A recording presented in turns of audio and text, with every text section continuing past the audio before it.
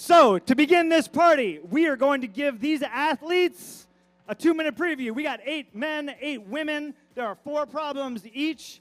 We're going to have them come down here in just a second, and we're going to get this show on the road. So the athletes who are coming down. For the women, we have Sarah Kate Ashton. We have Melina Costanza, Michaela Tracy, Ariana Matthews, Megan Lynch, Alana Yip, Olivia Ma, and Nora Chi. Front center. Stand here, face your crowd. And for the men, we got Ben Blackmore, Jason Ma, Raymond Hansen, Matt Laundrie, Charlie Schreiber, Carlo Traversi, Jeff Tan, and Theo Jensen. Big round of applause to all of our competitors. There they are, your Tri-State 2019 finalists. Oh, yeah. Without further ado, we are going to have our first competitors out on the wall. It looks like they are getting set, but I do want to introduce our first guest, who is one of the Routesetters for this event. Her name is Kasia Pietras. You might have heard of her before. Kasia is an amazing Routesetter climber, all-around human being. She has been in this industry, and she has done basically everything that could be involved in both competitions, route setting, and competitively. So I do want to bring Kasia in. She can talk to you for a little bit. I'm going to step out of the booth, and I believe that we do have our first competitors on the wall. It looks like we have Sarah Kate Ashton, and to her right, we do have Ben Blackmore. So Kasia, why don't you come on in here?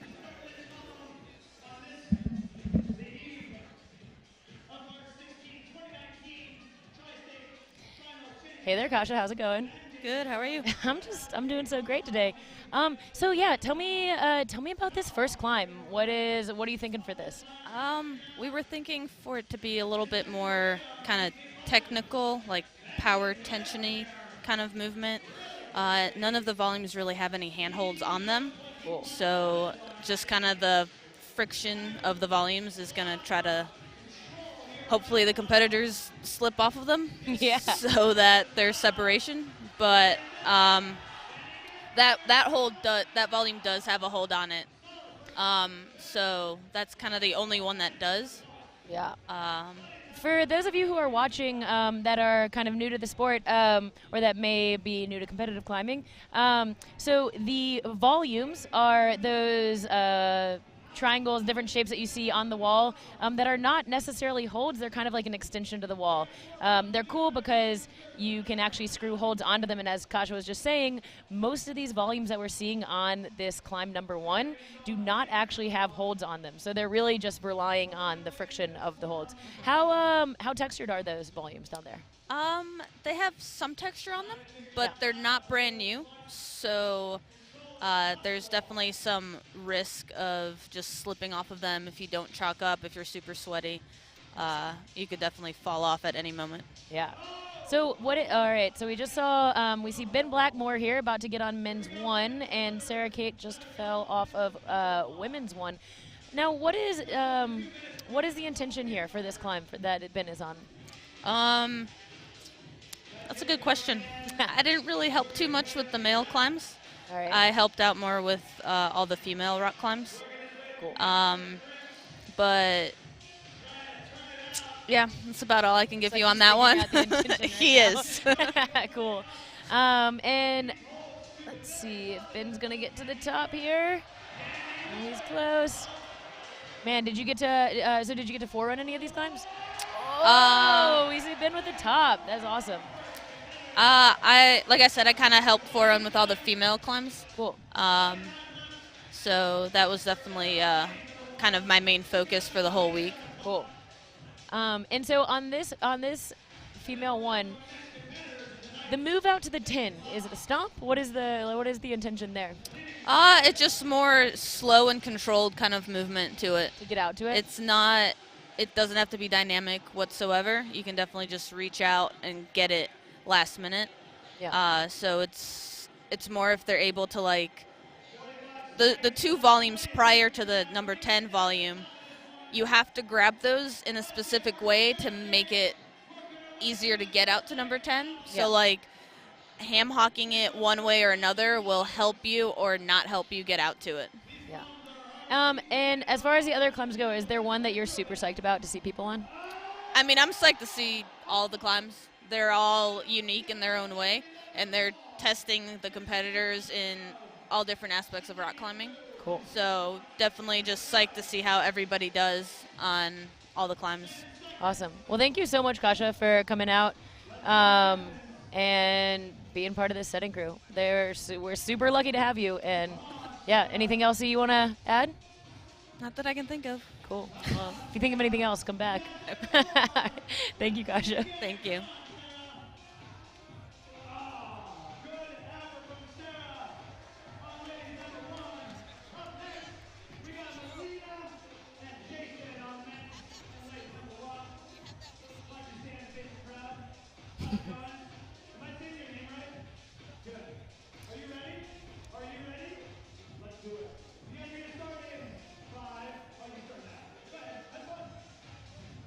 All right, welcome back. Oh, thank you Welcome very back, much. Raph. How was your conversation with Kasha? It was great. It was actually really cool. So just so the audience knows, something that Raph and I did before is we went down and looked at all these problems and we kind of tried to figure out what beta we would use to climb them. And it's always fun to talk about the way that you think you would do it and then talk to the setters. But she was saying for female one, it's actually a very super technical and super slow move.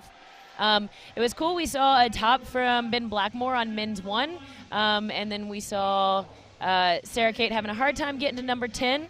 Now we're on our second climbers. We see Melina Costanza on female one, and we see JJ Ma on men's one. Oh man, Melina is making quick work of this. And, you know, that is no surprise. Melina has been a seasoned competitor both in the youth circuit and now coming up into the pro circuit for a little while now. I mean, constantly you are seeing Melina in the youth nationals up in that, you know, finals talk, into that, you know, is she going to make podium? It is amazing to watch some of these youth competitors start to, like, pull it all together, especially when they're, you know, getting into these local competitions, because you know, a lot of this is about the community, a lot of this is about the fun, and none of these competitors just being up into the isolation area beforehand, every competitor just seemed like they were excited to be here. Oh man, it looks like we may be about to see a top for Melina. Hopefully I haven't spoken too soon. There she is. That is Melina control. Costanza. Very nice. Yeah, Melina is actually, it's cool. She's from Seattle. She was on Team Vertical World. But it's been fun. She's actually a newcomer to the East Coast. She goes to UPenn, and says she might be studying physics there at some point. So we are very excited to have such a strong person on the East Coast. JJ Ma looking like he's trying a few different things on problem number one. I'm not completely sure if he has touched the ground yet, if this is his first attempt. Regardless, he is down on the ground now. Now, what we were talking about before, which is us, you know, being able to look at the problems. We didn't have much time to talk to the Routesetters because they were very busy getting the show ready. Absolutely. But talking about the intended beta, I mean, how much of that goes into a competitor's preparation for these competitions? I mean, because you talk about the physicality of climbing, and then you're talking about the mental aspect of climbing. Now, even though that they were all had that preview period, they were all able to look at the climbs ahead of time, I mean, that climbing IQ of being able to decipher beta, you know, sometimes it's not as straightforward as it looks, which, I mean, even in the first couple of climbs, like you said, the intended beta on female number one wasn't exactly what we had picked it out to be. Yeah. So how much of that preparation goes into, you know, the mental aspect as well as the physical? Yeah, actually, you know, that's something that's really interesting to see in climbing these days, because we're actually seeing a, let's see how JJ Ma does on this. We're seeing a lot of young guns, and actually we'll see some of them today. A lot of younger people coming into climbings, but competitive climbing, but also all the climbings. But then you'll see some veterans of climbing. So JJ, he's been climbing for a long time. He actually came down from Canada for this competition, and I always say that there is nothing as good as you know, experience in this sport. You know, you can read a climb, you can know the beta or think you know the beta, but being able to make those quick decisions while you're on the wall to change up what you thought of might have been right, or, you know, change what you thought you were supposed to do is really, really important. So I think that you see a lot of the veterans able to figure out those cryptic sequences while they're on the wall rather than falling off and having to figure it out. And also what we just saw from JJ, I mean, still having enough in the tank to, one, keep it together mentally, but also, you know, keeping enough in the reserves where after you have that tricky section of moving through the beginning of number one, you know, finally getting that, like, you know, jump and latch on the squeeze on the arete, you know, still having enough in the tank and enough to keep it together to finish things off on number one. So nice going for JJ. Yeah, that was great. All right, so next up we have Michaela Tracy, who has come down from New England, and Ray Hansen, who's come down from Albany. So Ray is one of these young guns we talk about sometimes. Yeah, he climbs up at a gym in Albany at the Edge Half Moon, and he actually, not only is he a very strong competitive climber, but he recently put on a comp up there and set and foreran and all of that. So one thing that's really cool is to see these climbers not just climb but also set, and that is a huge advantage to kind of get in the setter's mind. Oh, of course. It just helps with, again, that climbing IQ that is just so crucial in these climbing competitions. Absolutely. Michaela, who we see here on the screen, Michaela is a beast. I mean, she is an incredible competitor and one of the more humble climbers that I've ever been able to meet. You know, being up in New England, up in my neck of the woods of Boston, being able to talk to her quite a bit. You know, she climbs at the local scene, going to each one of the gyms. And, you know, one thing that she has said is how crucial even that is, just to being able to, like, you know, find out the styles of all the different gyms, find out the styles of the setters, especially on a local level, you know, where if you go to, like, a comp up in the Northeast, like up near Boston, like the Dark Horse, coming down here to the cliffs for the Tri-State, how much different that style is going to be. You know, I feel like the East Coast has kind of gotten a little bit of a reputation as far as, like, big, thuggish moves. And Michaela has said that that is one of her favorite styles of climbing. As we see right now, her finishing off number one with ease. But even with big, thuggish moves being her style, that was a pretty good, delicate flash on women's one. And here we see Ray topping men's one. Very nice, very nice. No lots of action on number one. One of the best parts about this format is that there is little to no dead time. So as those competitors come off, we are going to see our next competitors in just a few moments. Coming up next, somebody else from up in the Boston area. We have Ariana Matthews for the ladies and Matt Laundry for the guys. You want to talk about seasoned veteran. I mean, Matt is the epitome of just having done it all. Competitions, coaching, route setting. It's true. And one thing he said to us in isolation, which made me chuckle a little bit, is, you know, him, you know, being as seasoned as he is, being to as many competitions as he is. I asked him what he thought his success in the Red Point round was, and he said, I just watched what all the kids did and then waited for my turn and did exactly what they were doing. Yeah, he spends the first hour just watching what everyone else is doing, and then he gets all the beta and goes. This is cool, actually. Yeah, we get to see a younger climber, Ariana. She's in her first year of school at Tufts up in Boston. And then, we get to see Matt, who is actually he's in nursing school right now, but he is up here from Richmond. We actually grew up on a climbing team together. We started climbing together 15 years ago. Yeah, it's true. I love Matt. Yeah, Matt's one of my favorite people. It's true. All right, we see Ariana here making quick work at the bottom of female one. Let's see if she can get, easy. And one thing that you notice is the difference. Again, you were talking about, you know, kind of the newer climber on the left with Ariana and Matt on the right.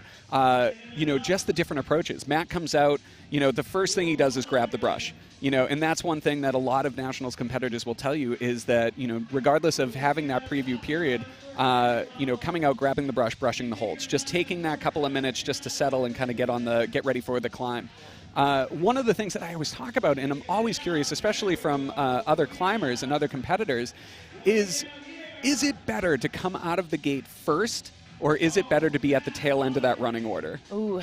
And there is a lot that goes into it. I mean, like the buildup of chalk, like obviously, you know, it's not a lot of competitors. We're talking about 8. But having fresh holds, having that nice friction right out of the gate definitely has its advantages. I don't know where you fall on that spectrum or what you feel about that. But where would you rather be in the running order, first or last? To be totally honest, I think that being first out is the most fun because, there we go, Ariana with making quick work of females 1. That was very nice. So we've seen a couple tops on ladies 1. Let's see how Matt's going to do on men's 1. This is still his first attempt, so get him resting out. He's a sport climber at heart. But yeah, I think that it's really nice to be first out, just because you have so much energy from the crowd, you know? Yep. It's the first time the crowd has let's see if Matt can figure this out. It's the first time that the crowd has seen the climb even be tried, so anything you do on it seems really cool. There's no expectations, and everyone's so psyched to see what's going on. So I think that energy-wise, it is very, very fun to come out first. Usually the holds will feel pretty good because something that the setters do is they call it poofing the holds. They'll put chalk on the hold to make it feel a little bit more sticky when you grab on. Matt's going to want that one back. Yeah, that's true.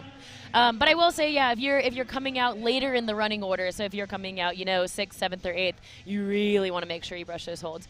When you see Matt turn around there and brush the holds, that's more of actually just a lot of times as coaches we'll tell our kids to do that, and it's kind of a way, at least for me, to focus in on the climb, to become a little bit more familiar with the holds, and then to just kind of get in the zone before you get on. More on that mental game than that's the more of the game. mental game.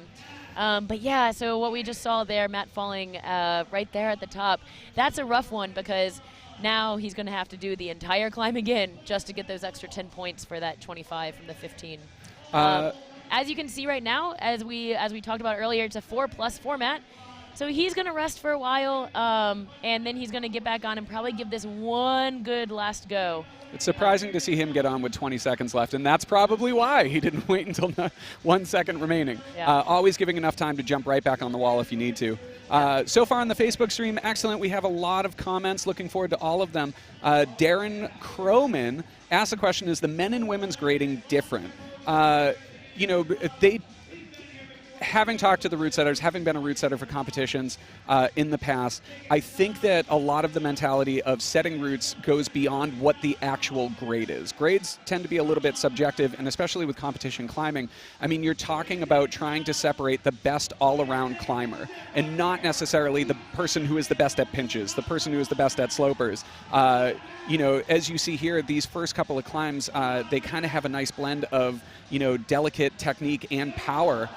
And that's what you're looking for. You're looking for kind of that, low percentage moves that are going to make the climbers fall. Where are they going to fall? The mentality of the Routesetter while setting routes is not just thinking about the grade. It's thinking about what the climbers are going to do on them. Absolutely. And I think that that's a really important thing to note, is that it has really nothing to do with the number as much as what it is the intention of the Routesetters for the climbers to have in front of them. Yeah. The other thing that I would add is that they do, when they are setting for finals specifically, but for the whole comp, they really try to think about who's coming to the competition. So this is actually for all of those open competitors out there, why it's very important to register early, is because when the setters are setting, they're thinking about who's going to be potentially climbing in finals, and so you don't. For this competition, it's a fairly stacked competition. As you can see, we have two of the best in the country, Megan Lynch and Charlie Schreiber, up right now. And so the setters have the list of who's going to be competing in open, and they try to set so they will see separation between those climbers. Now, when I say separation, I mean separation between what scores they get. You don't want to see everybody flash everything. You don't want to see everyone fall off the first move. So they try to make it so that everyone is tested, and we see the best climber win. Absolutely. Speaking of two of the best in the country, and definitely, some young up-and-comers, Megan Lynch, it has been incredible to watch her come into her own even in the past couple of years. I remember I got a chance to talk to Megan after the Sewell Showdown 2 years ago, and I was able to interview her, and she didn't know what to do. She had no idea what she should say or how she would say it, and she was like a deer caught in headlights just talking to me. And then talking to her at, Nationals a year later, I mean, it was a completely different climber in front of me. You could tell that year, the amount that she had grown and the amount that she was able to just kind of figure out, not just the climbing aspect of it, but also that pressure of being in the spotlight and, totally. having to do interviews and having to talk to people. Right? And I mean, she looks calm, cool, and collected on number one, relaxing on that 15 hole, just chalking up and getting ready for the top part. Charlie on the right, I mean, he to me is the epitome of just psych, especially in this area. This competition is Charlie's to lose. Every year it seems like Charlie is just battling for this competition. Megan Lynch making very nice work on number 1, getting things done. Absolutely. Yeah, it's cool to watch. This is actually this pair coming out to climb together. You see Megan once again, yeah, it's one of the younger ones, and then Charlie, who's actually, not only is he a competitor in this area, that, yeah, is always psyched to come out and put on a good show for us, but he's also a coach in the area, and so it's cool you see him not only at all of the adult comps, but as a coach at the Cliffs, I always see him at all the youth comps as well, and he is sharing that psych with all of his kids as well. And Charlie and his mentality has always been, you have to put in the work. There is no magic switch. There is nothing that is going to get you to the top of the climb other than the hard work you put in leading up into this moment. And, you know, coming into this competition, I can say that I've never seen him more relaxed and excited to climb in a finals than tonight. You know, he is here to climb. He is here to have fun. And, you know, he just said it himself. He said, I'm going to put it all out on the mat. And at the end of the night, you know, there's nothing I can do about the outcome, but I'm just going to try as hard as I can. Absolutely. So you can see on number 1 right now, he is trying really, really hard. So something that Charlie is very, very good at is like coordination and big, powerful coordination moves. And this is like a little bit more delicate, and it's interesting to see him on this climb and really trying to work his way through. I'd say that this climb is probably his most anti-style of the night. But yeah, it looks like he's gonna probably take a rest and then pull on that wall for that 4+ minutes. Now, the key on climbs like this, especially when you're dealing with your anti-style, when you come out of the gate and you get on a climb like this, number 1, and it is your anti-style, it's your frustration, it is the thing that's pushing the buttons. It is how you come out of this climb that dictates the rest of the competition. You know, do you let it get into your head? Do you let it motivate you to get back on the wall? Or do you just clear the mechanism, you clear the slate, and you just say, number 1's over, on to number 2? Yeah, I think that is always the goal, is to not carry that anguish through to your next climbs. As we talked about before with the climbs, they set each climb pretty differently. You know, some climbs are really techy, some climbs are really burly climbs, and some are just weird coordination moves. And so it's important to always remember that each climb is its own thing, and that even if you don't do so well on the first climb, it doesn't mean you're not going to come out and flash the last 3. So, all right, let's see if Charlie can make this work. We see 0 time on the clock. He is into that 4 minutes plus territory. It is send or surrender here for Charlie Schreiber. Let's see if he can make the most of it. He looks like he is struggling on that left hand. Oh man, that's trying something tricky new. Beta. All right. So this is where we talk about, you know, the veterans trying to figure different stuff up while they're on the wall, just trying to make it work, because he knows even if he can get to that 15, that's going to be 5 extra points for him. That could mean that could be the difference in places for him. So climbers really, really fight to get to each pointed hold. Unfortunately, it does not look like Charlie will get those 5 extra points tonight. Well, he will have a chance on number 2 for sure and beyond. Again, there are 4 total final problems that these competitors are going to get on. That is 4 tries. I mean, not doing good on number 1, that does not necessarily dictate how you will come out of this competition. Hopefully, Charlie can come back onto number 2 with a fresh head and go right at it. All right, and so next up, we have our competitors who are coming out 6th, and 2 veterans of the game. We have Alana Yip, who has come down from Canada, and Carlo Traversi, who flew here from the West Coast. And both of these competitors are seasoned competitors. They're very, very strong. They know what they're doing, and I think that we'll hopefully see them put on a good show tonight. Yeah, as you can see, Carlo's over there brushing the holds, preparing himself, whereas Alana's hopping right on. I mean, what you're seeing on the stage right now is 2 World Cup class competitors. I mean, both competitors have made it to the final round of World Cup competitions. I mean, you cannot get much better experience than that. Alana is always amazing to watch. She just seems like it's all effortless, keeping her composure the entire time. And also, fun fact about Alana, not only a veteran of the World Cup circuit, but also a veteran of Tri-State, at least as of last year. She was our champion of Tri-State, the Tri-State Championship last year. We actually saw her come out and flash all of the climbs. So we'll see if she'll do a repeat of last year tonight with this first climb. let's see it, Alana. And a quick shout out to our title sponsor, the North Face, that you can see right there on the wall. The North Face has been super awesome over the years sponsoring Tri-State, and I think we're very, very thankful to have them as a sponsor. Carlo, of course, a lot of his attention over the course of the past couple of years has been opening his own gym, the Boulder Field, out in, I believe, Richmond, California. Oh, Richmond, California. It's a good Richmond. Is it Richmond? Not the best Richmond. Oh, I don't know if it's Richmond, not to be totally honest. Oh, and we see him finish. Nice. Nicely done by Carlo Traversi. But it is the Boulder Field. It is the Boulder Field. I know that for a fact. If that is the mistake that I make tonight, I will be happy with that. But talking to Carlo, I mean, one of the things that he is most excited about with that venture, opening that climbing gym, is, you know, in that area, he has been able to build a climbing culture. He's been able to build a climbing community. Absolutely. And that is the one thing that he's most excited about, is just being able to bring climbing to more people, more individuals, just because of how much it means in his life.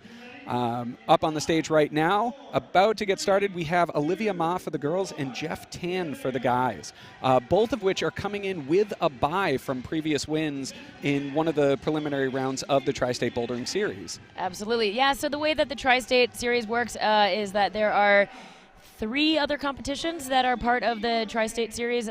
We have the Rocket Power, Feats of Strength, 4 other, Rocket Power, Feats of Strength, the Sin Train up at Rock Climb Fairfield, and Gravity Brawl anyway, there's one that happens at Gravity Vault as well. But the winners of those competitions get a bye to finals tonight. So Olivia Ma won up in Connecticut, and she had a bye. So that means that she did not have to climb in the competition today. She is coming into this.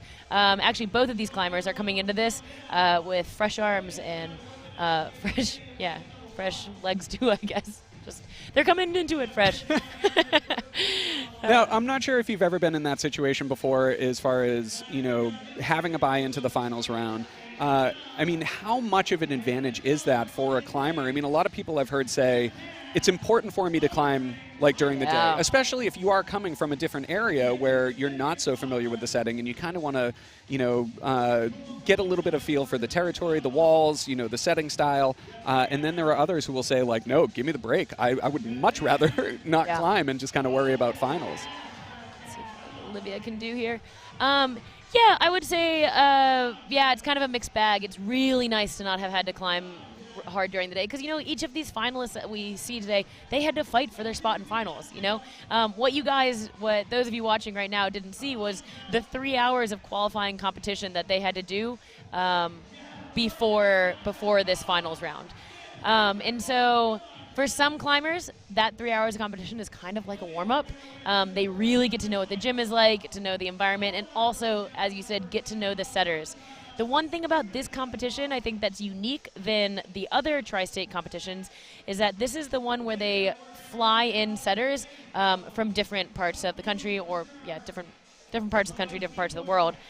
And so it is the one time where even Jeff Tan, who climbs at this gym all the time, might not necessarily know what the setting is going to be like, because he doesn't climb on Kasha's setting, you know. He doesn't climb on Enrico's setting as well, or even Mark's setting. So, and speaking of which, I mean, we haven't really had a chance to talk about the setters. I don't know if you went over who part of the crew is with Kasha, but I do believe that the entire crew has a major shout-out waiting for them. Chiefs Paul Young and Ivan Vargas. I mean, Paul has been a staple of the community forever. You know, he... amazing individual, definitely one of the driving forces behind the Tri-State Bouldering Series. Mm-hmm. And then underneath them, the other Routesetters, you know, Bo Durham, Eddie Pandolfino, Kasha Pietras, who we had a chance to talk to, Enrico Baistrocchi, believe that's how you pronounce it, Vinny Campos, Adrian Lang, and Mark Akbar. It's Adrian Lange. Is it? It is. I asked. They weren't sure. It is. It's Adrian Lange. But, I mean... being part of a route setting crew for, you know, big competitions, the week leading up to a comp like this is just brutal. I mean, you're talking about 12 to 15 hour days, just nonstop, Monday through Friday, getting things ready, and then the amount of tension building for this type of event and waiting until the climbers get on. A lot of people think that, like, good, now you can breathe, now you can sit down and relax. No way. And really, this is the point where you are the most nervous, because you just hope that you didn't mess anything up. You hope that you didn't miss anything. You hope that all of those hours upon hours of hard work are going to pay off, that the climbers are going to enjoy the climbs, and the spectators are just going to find it, super psyched to watch. Entertaining. Entertaining. Yes. It is a fine line to walk, especially for the Routesetters, where sometimes the most technical problems aren't the most entertaining to watch, but they are crucial. Very important. In order to separate, like you said, these competitors and find out who the true Tri-State Bouldering champion is. Absolutely. It was interesting this week. I had the opportunity to forerun some of the problems, and that was just one day. One day I came in and had to forerun with had the opportunity to forerun with the setters, and I was exhausted. So I cannot imagine what an entire week of that kind of brutal work is like.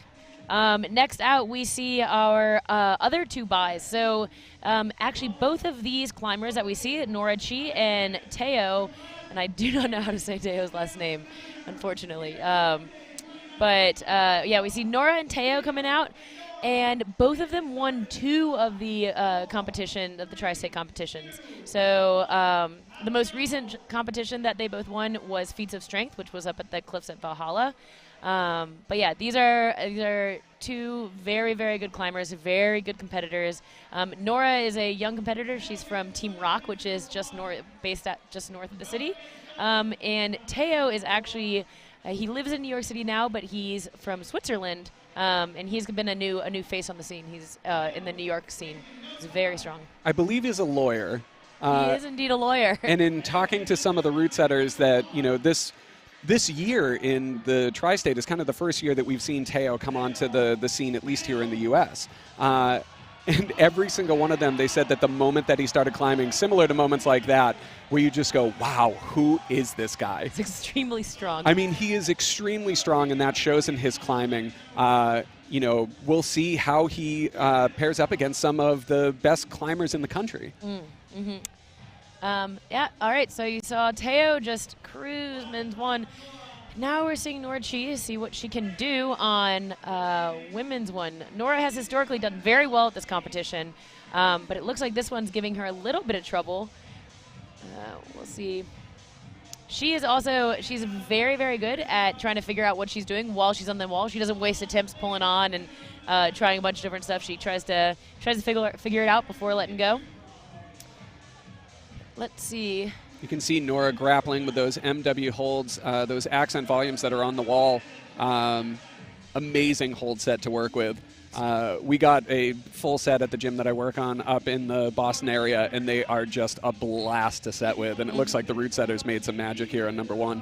Yeah, it's fun. Actually, it's interesting as a coach, a couple of years ago, we didn't have to think about volumes so much because volumes hadn't quite made their way over to America yet. And then suddenly they started showing up again or started showing up in all of our comps. And it's been cool kind of teaching the kids how to climb and how to deal with these volumes when you see them see them at a comp. It kind of changed the game, a lot of what you saw climbing competition-wise even 6-7 years ago, like you said, look completely different than what we see today. And that is why, a lot of the pressure for incorporating volumes into the U.S., at least with the route setting, was that some of the, European climbers or the climbers from the rest of the world were coming over here and just like dominating on volumes. And some of our climbers were going over to some of the World Cups in Europe and having a really hard time with climbs like this, like grappling with those volumes. And so over the course of the last few years, the last 5-6 years, I mean, you've really started to see like the volumes become super heavy into the route setting, especially for the big competitions like the Tri-State. Yeah, and in talking to the setters, they talk about just, it's really fun to watch and they're really fun to climb on, but also, we're trying to train our competitors to not only compete on the national stage, but to compete on an international stage. And just as you just touched upon, it's important to give them these experiences now so that when they travel internationally for competitions, they're ready for whatever is thrown at them. So let's see Nora. She's got 40 seconds left. Let's see if she'll can figure out something to get over there to that 5 hold.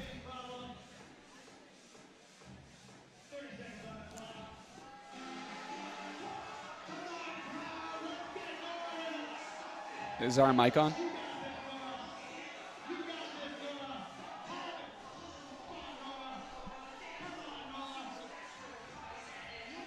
All right, so let's see. Nora's got one left. Ooh, she has time for one more go. All right, and it looks like she is deciding not to go.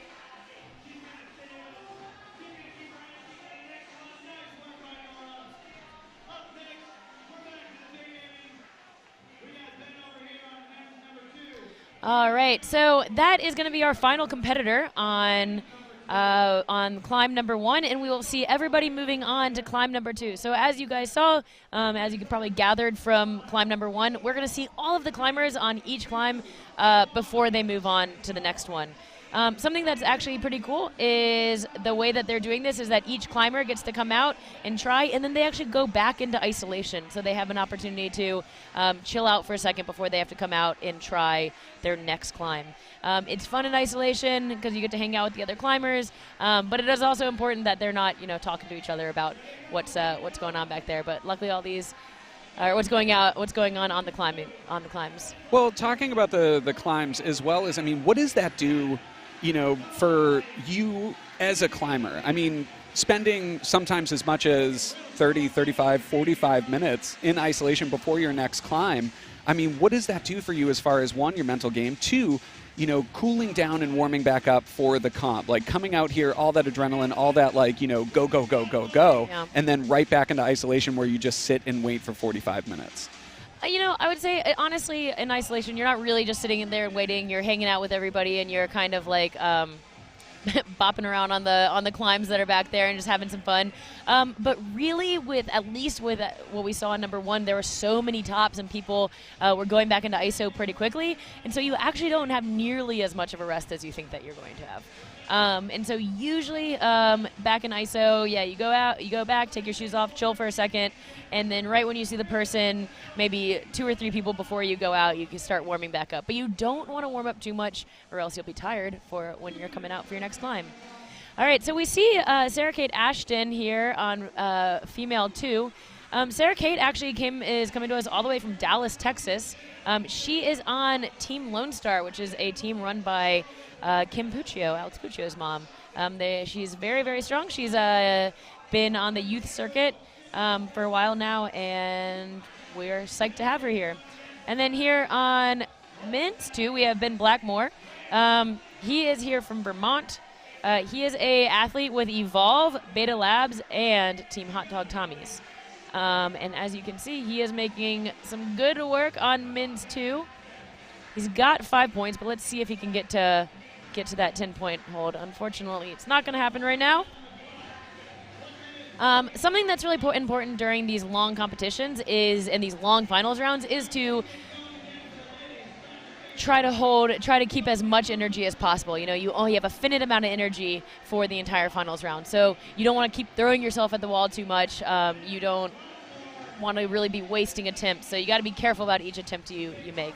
You'll see that Sarah Kate, though, here is trying this move a couple of times, or trying it over and over, because this is not a super hard move. So once again, everybody, you are viewing this live online, whether it's on Facebook or on YouTube. What we do suggest is please leave your comments, leave your questions. Let us know how you are digging the show. And obviously, any of those questions that you have, we'd love to answer them on the air. Looking over the comments from the YouTube, it looks like we have a couple of, hi Taylor, I love and miss you. Hi guys, I love and miss you too. And then from Thomas Relf, it looks like watching in the UK with my dogs and whiskey. Perfect evening. That does sound like a nice evening. Thomas, I'm not going to lie to you. That sounds pretty amazing right now.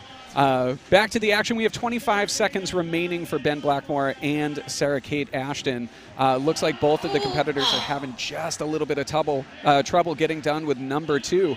And again, that is what you are looking for. As a Routesetter, as a competitor, is the natural progression through the comp. Mm-hmm. Throwing everything that you can at you. Both of these problems are very, very different than number 1. Yeah. So, Sarah Kate's going to pull on. I do not know if they'll give that to her, but It doesn't seem like it will matter. Yeah, so both of these problems are very different than the last climb that we saw. I think these are going to be a lot more powerful and very, very hard moves for these climbers to do. So it'll be cool to see who does well and who has trouble. So on coming out after those first 2 climbers, now we see JJ Ma on men's 2 and Melina Costanza. JJ, I asked him, he actually came down from Canada. He came down with Alana Yip. And I asked him what brought him to this competition, and he said that Alana just dragged him down. So I'm glad that she dragged him down because it's cool to see him climb in finals. And it looks like we have our first correction on YouTube. Austin Voles, thank you so much for correcting me. Carlo's gym is in Sacramento, California, not in Richmond, California. I appreciate that. All right, Melina is doing work on female 2. So as you can see, this climb is made with many volumes. These are made with the Blocks volumes. Blocks is another one of our sponsors tonight, and we're very, very thankful for them. And you can see, she's working her way through. These volumes are not great. They've got some texture on them, but it's really important to work your hips around these volumes and to really kind of figure out where your body position needs to be, because there's no super positive surface to be holding on to. So not only do you have to think of what you're doing with your hands and what you're doing with your feet, but you really need to think about where your whole body is in order to hold on to those volumes. All right, let's see. JJ's got that number 5 and that swing out. Let's see if he can get 10. JJ says that he does not have any sponsors, that he works to climb at Arc'teryx. All right. And he got number 10. He's our first athlete that we see with number 10. So that will be really important. That's going to set him apart from Ben Blackmore, who was only able to get 5 there. All right, let's see what Melina Costanza can do on this next. All right.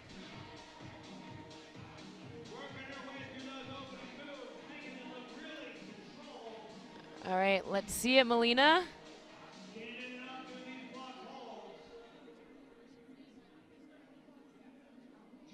All right, let's see if she can get out to that 15. She's really going to have to work her feet up on that volume. And she's got 15. That's going to be huge. All right, so now we see Melina has one hand on 25, but let's see if she can get the other, and she has controlled.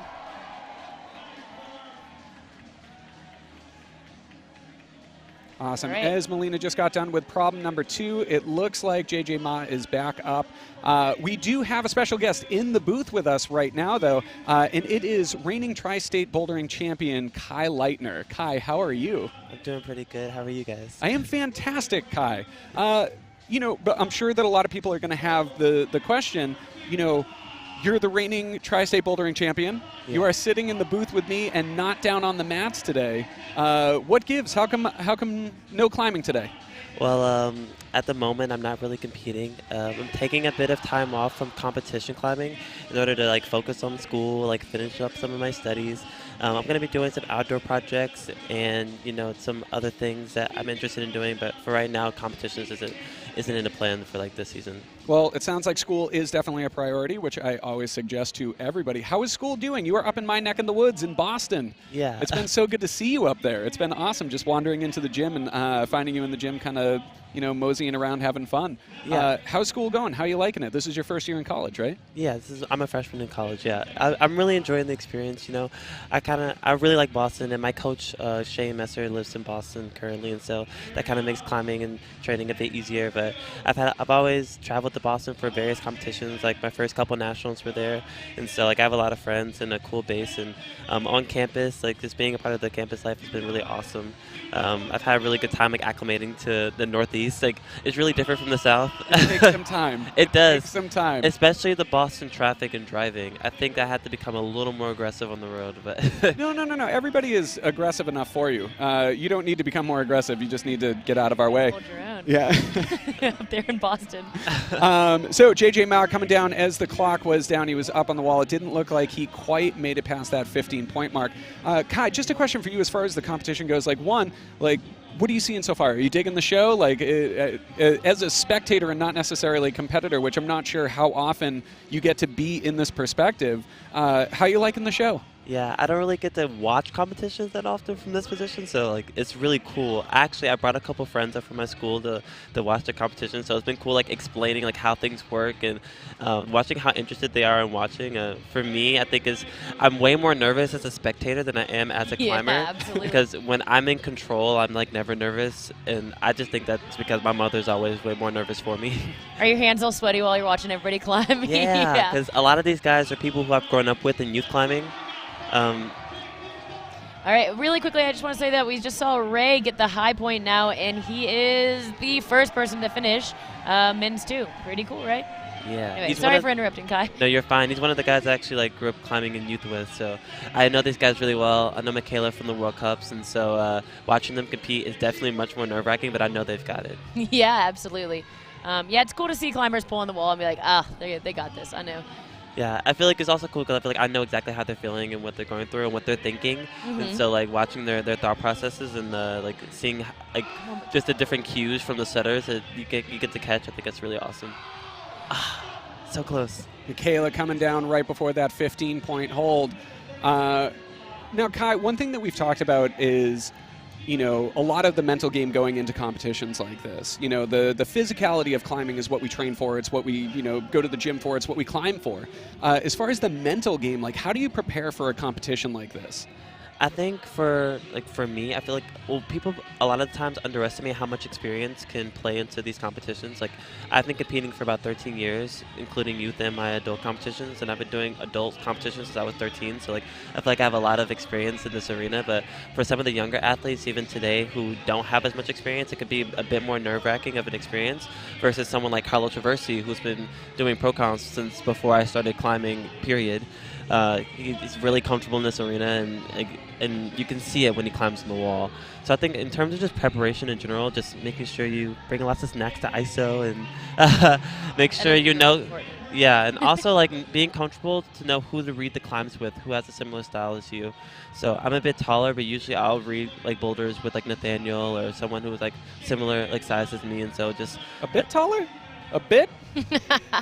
I remember a moment from up north when we actually took out a tape measure and measured like from floor to the tips of your fingers, and it was like 8 inches above everybody else's. It was insane. And I mean, like as a route setter, you know, setting for somebody like you it's incredible because, you know, you have to take into that account that, you know, can you reach it, keep your foot on, that sort of thing. And like you said, watching other climbers of, you know, similar, Michaela Tracy finishing off number 2, the double pat on the wall, bowing to the crowd. Always a pleasure to watch Michaela. You know, setting for somebody like you who is a little bit taller. I mean, it's so crazy setting for somebody like you compared to somebody like, you know, Ben Blackmore, you know, or even, you know, Carlo, who is, you know, over a foot less, a foot shorter than you. You know, when you go into these competitions, do you ever think to yourself, you know, my beta is going to be a lot different than the other people's beta, like in that preview round? Absolutely. So I noticed that as I've gotten older as a competitor and I've gotten bigger and adjusted to that size, that a lot of the times, like, I'll read the climbs to get a general like skeleton view of what the climb should be. But a lot of the times I'm finding my own beta because I've kind of been forced into that position. I think it's interesting you bring that up too, because at the combined national championships in the finals, I climbed back to back with Colin Duffy. And yeah, it was awesome. You could not find two more polar opposite climbers than you and Colin. Colin's like 4 foot nothing. Exactly. Oh my gosh. And so watching how, like on the live stream going back, watching how he climbed boulders versus how I climb boulders, it's crazy because we're both two different extremes. And I feel like when you're an extreme size in any sport, you're going to be met with certain difficulties. Like for Colin, he can't reach things. And for me, things are too close. And so I end up in a different body position than my other competitors. And so learning how to accommodate to my own body like size and the skills that I have to overcompensate for in order to be able to adjust, like I have to be a lot more flexible and I have to be able to fit in those positions, whereas Colin has to be a lot more jumpy, and you see that in our style differences as well. Yeah, actually something that I thought has been really cool in the last couple of years is that you see that USA Climbing is now asking people to enter their heights when they sign up for regionals and divisionals, and I think even for nationals, just so that they know how to set, so that they don't have anything that is morpho that's going to throw someone off just because of they're too short or too tall. It's really great. I feel like the first time I saw someone do that was years ago with me and Drew Rana over at our first Youth Worlds, and one of the setters came down and they literally tape measured Drew and myself, because we were both the two extremes of the category, to make sure we could both like fit in the sizes pretty evenly and equitably. So I think it's cool the fact that they're like taking into consideration like how different the sizes of the competitors are and how the setting can really make a difference. Yeah. Like you can easily set a round in which it suits a shorter climber the same way you could set a round that would suit someone like my size. Absolutely. Kai, I do have a couple more questions for you, just because I know that you're going to want to get back there and watch the show and definitely enjoy the time, especially with your friends. Speaking of youth competitors, and I'm always curious as to, it wasn't too long ago that you were called one of the young guns, that you were called one of the up-and-comers, the kid in that CB category that was just kind of lighting the world on fire. Like, how is it for you to now look at the competitors in those categories, the younger kids, like, I mean, even in this competition, Olivia Ma, Nora Chi, some of the younger competitors on the scene, like, are you seeing kind of this new wave of climbers that are coming up and just like wondering when they're going to break out, when they're going to be like, hit that stride and just like show us all how it's done?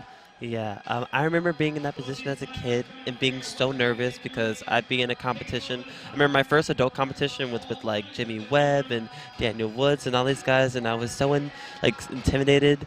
But I think that what you have to realize is like a lot of these people, even though they're dark horses and they're young athletes, they've been competing in youth for at least 5 years before they even get into the adult circuit. And so when you're used to that level of pressure, for me, I think youth competitions is way more pressure than adult. Pressure, yeah. Even as a kid, I remember being in youth and how intense it was, and then coming to adult and being like, wow, this is way more relaxed of an environment. Way more chill, yeah. Yeah, and so I feel like you can never discount those young guns because they can squeak in there. Because with all that experience, it's gonna apply. And it happens in a and also you have to notice the fact that the young kids are growing up with the changes of the setting and the commercialization of gym climbing. Yep. And so as the setting changes, these guys are adjusting to it quicker than probably some of the older competitors. And so yeah, you're definitely gonna see a bit more of the young guns coming up and showing you what they've got. Yeah, we were talking about that earlier, just the difference in, finals problems from 6-7 years ago compared to today. Yeah. Completely different. It's always interesting talking to someone like Carlo or even Daniel when they're in competitions, because they're like, the scene has changed, and absolutely, like as it's evolving, they're like, I don't know if we can keep up. But I mean, those guys are super talented, but it's really interesting. Yeah, the setting here has been first of all, the climbs look beautiful. Yep. But the setting, you can tell like how the comp setting and the Olympics has really influenced how the setters are creating these boulders. Totally.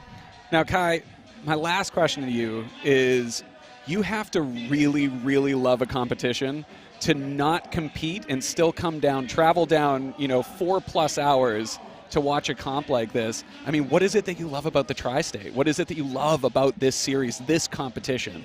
I really love just the environment. I feel as if I come here and I climb. I used to train a lot with my friend Ashima.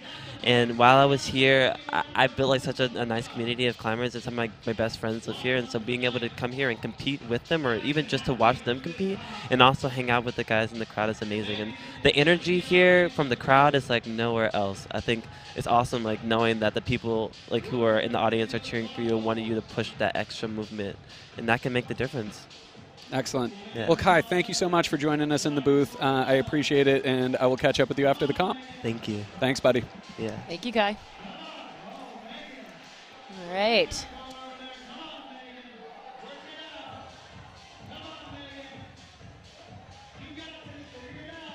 All right, and so we get back to the action. Pretty cool to hear a veteran of the Tri-State Series talk to us for a little bit.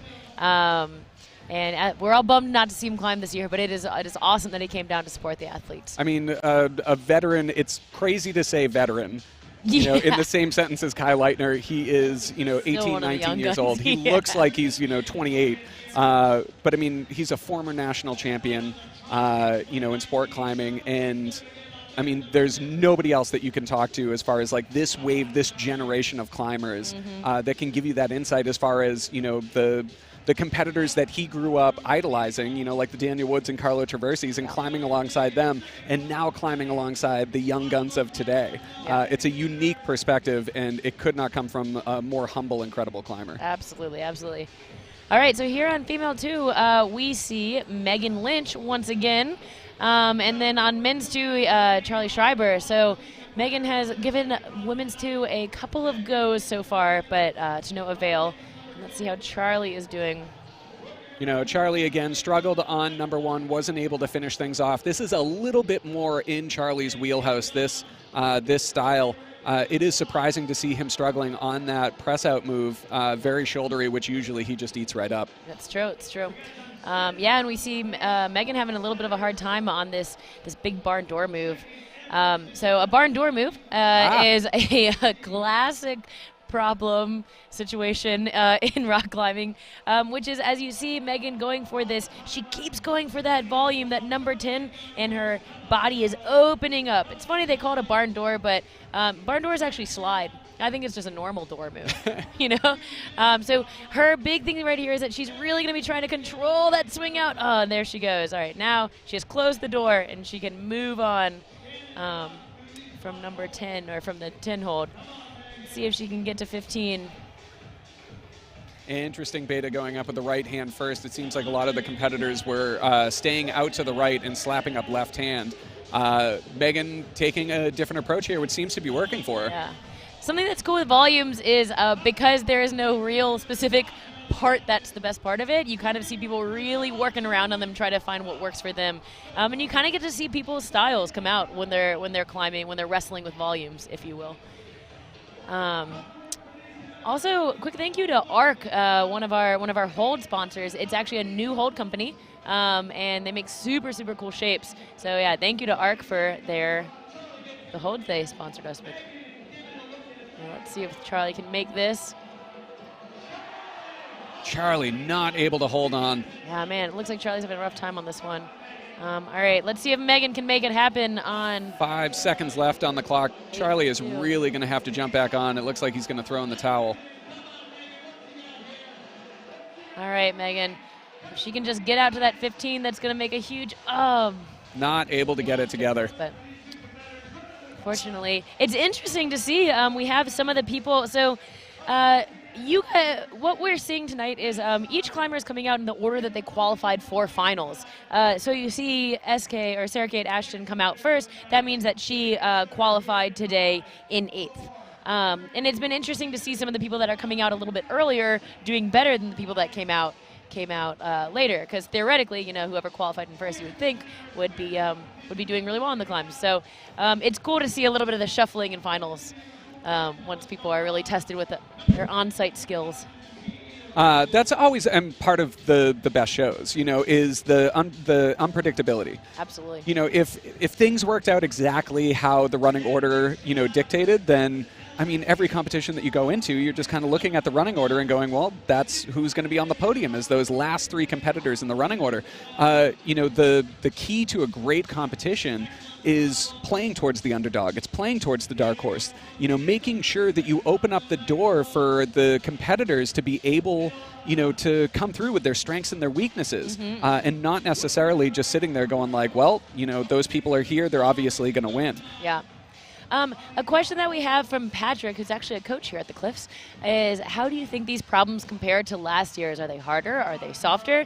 So for those of you who are maybe new to climbing, obviously harder means they are harder climbs, but soft is something people will call a boulder problem that is maybe not as hard as it should be. I would say what's really cool this year is to see, like, we can see Alana Yip, who was the champion last year, and she actually flashed every climb. And so the fact that Alana has not flashed, that she just fell on this one and has not flashed all the climbs now, would make me say that at least the women's problems are probably a little bit harder. The men's problems, That's harder to say, but it looks like, I mean, I guess we've seen one top on men's too. So, you know, it's always hard to say whether they're harder or softer than last year. But I think that,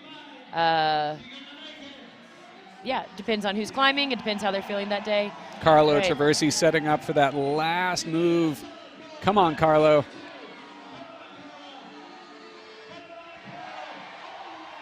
You know, again, we talked about some of the, you know, reading the beta.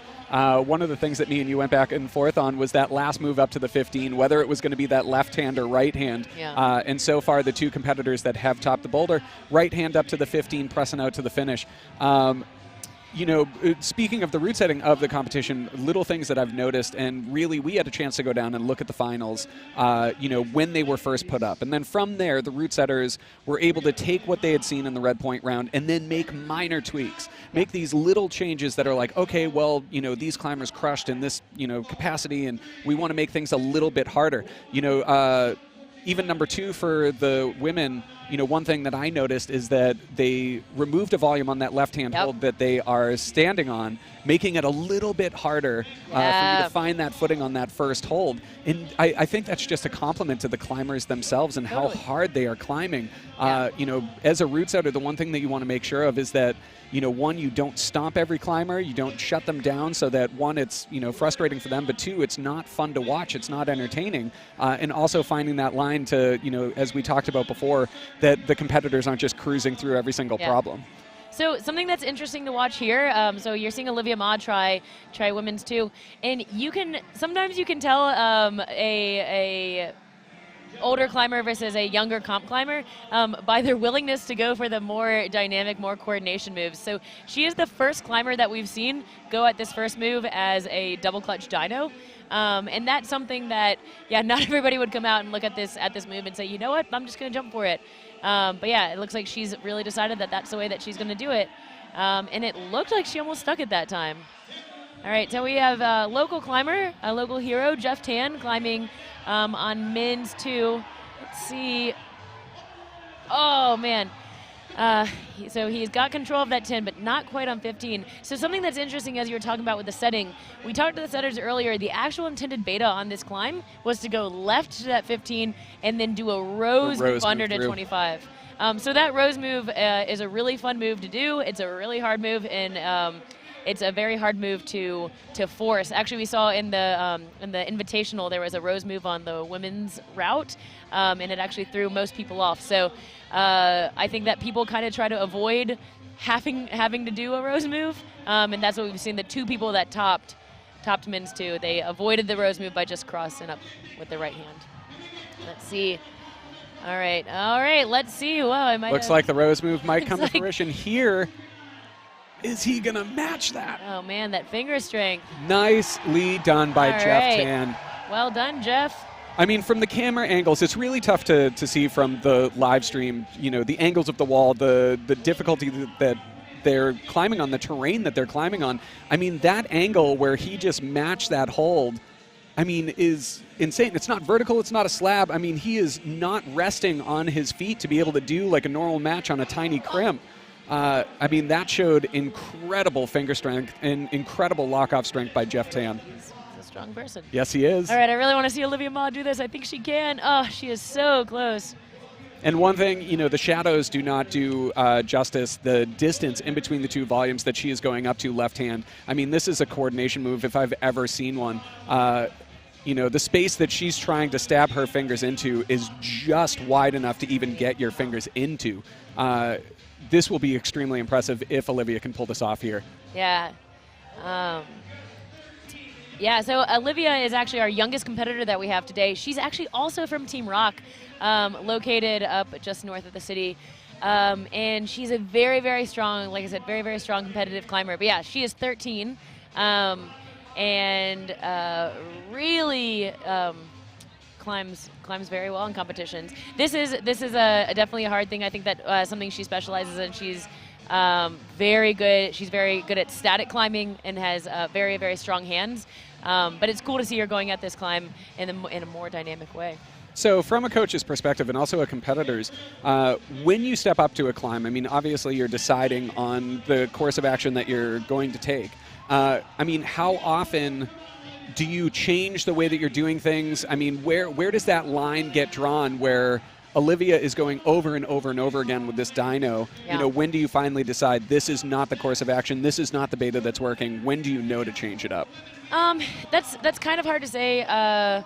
Usually, I will usually tell kids, you know, I mean, if it's clearly a dyno, you should just try it till you can do it. But if there's any other way to try it, I usually tell kids to try static before they go for the dynamic move. It looked like right there from what Olivia was doing, it looked like she'd made up in her mind that it was definitely a dyno. It was interesting that she didn't try it any other way because you see the volume there and that you could potentially walk your feet up. So I would have... That's something where after falling off that dyno a couple of times, I would have probably tried it a different way. Something that'll be interesting to see is to see if Nora comes out and also tries it as a dyno. Those two climbers, Nora Chi and Olivia Ma, are teammates. So if they were sequencing together, it's possible that they both just decided that they were going to go dynamically. It's also possible that that Olivia decided when she looked at it that she wasn't going to be able to reach it from that foot. One thing about being the youngest competitor, she's also the smallest competitor. And so if she decided she couldn't reach it from that foot, maybe she just wanted to commit to the dyno. Had to do what she had to do. Let's see what Nora does here. On the mat, Nora Chi and Teo, I'm going to say Genisand, our final two competitors on number 2. This is our final look. And again, Nora Chi going after the same type of beta that Olivia had done with that dyno. You know, which, as you said, teammates, you wonder how much that they were talking to each other, how much that they had decided that that was the beta that they would go into. Of course, Nora getting it done here with the dyno, very impressive showing. Yeah. Yeah, that was a pretty cool jump. That's a really hard jump, as you said, that the hold that you're going to, it's not just a dynamic movement to a jug, you know, it's a very specific dyno that she's going for. So that is cool that she got those 10 points for doing that. It'll be interesting to see if what she does on the rest of it. Still 2 minutes and 14 seconds left on the clock. Plenty of time left for both competitors. You saw Teo come off of that 15-point hold, not quite gaining control of that last final crimp before the finishing hold. Still standing strong with the flash of number 1, and now 10 points on number 2. All right. I want to give another quick shout out to our sponsors. So we've got the North Face, Scarpa, Organic Climbing, and Cliff Bar. Thank you to all the sponsors that make this awesome event possible.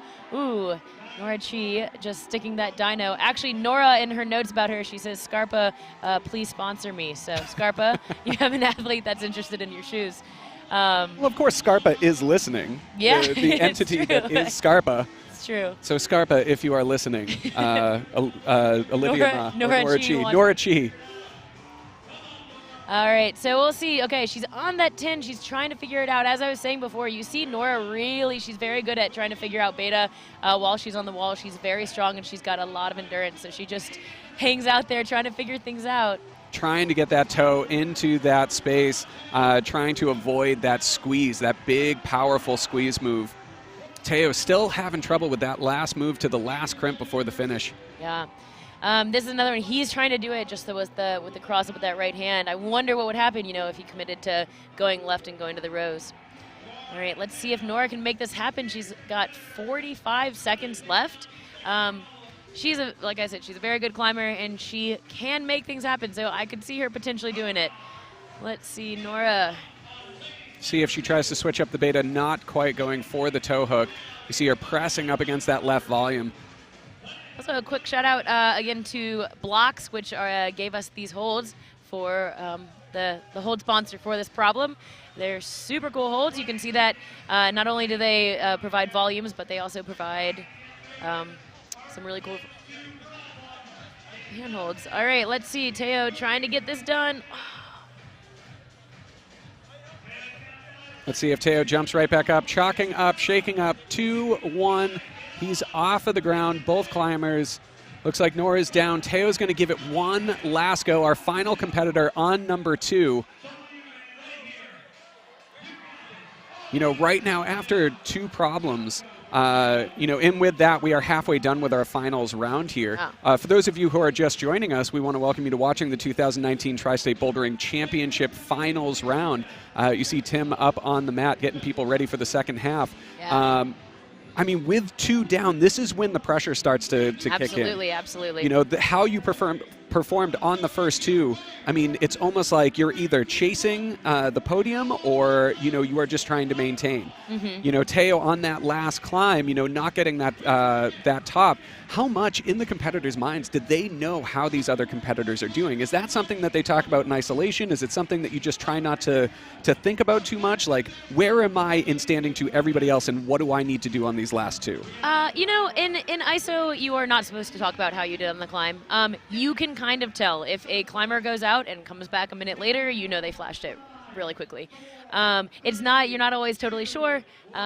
Something that it used to be that you could kind of listen and hear the crowd, and if you heard the crowd going crazy, you would know. But actually, here the environment is just it's a real party environment here. It's always up all the time. A real party ref, and so actually, yeah, it's always very loud. But you can hear from what the MC is talking about. You can kind of hear how people are doing. I will say that the MC does try to, you know, have the same level of enthusiasm for all the climbers. But I think the biggest thing that you know in ISO is if someone's coming back early on, you know they've done the climb. And if they come back 4 minutes or 4+ minutes later, you know that they may not have sent it. One thing that's going to be interesting is that for the men's problems, so the first men's problems that we saw were kind of techie and had some little holds on them.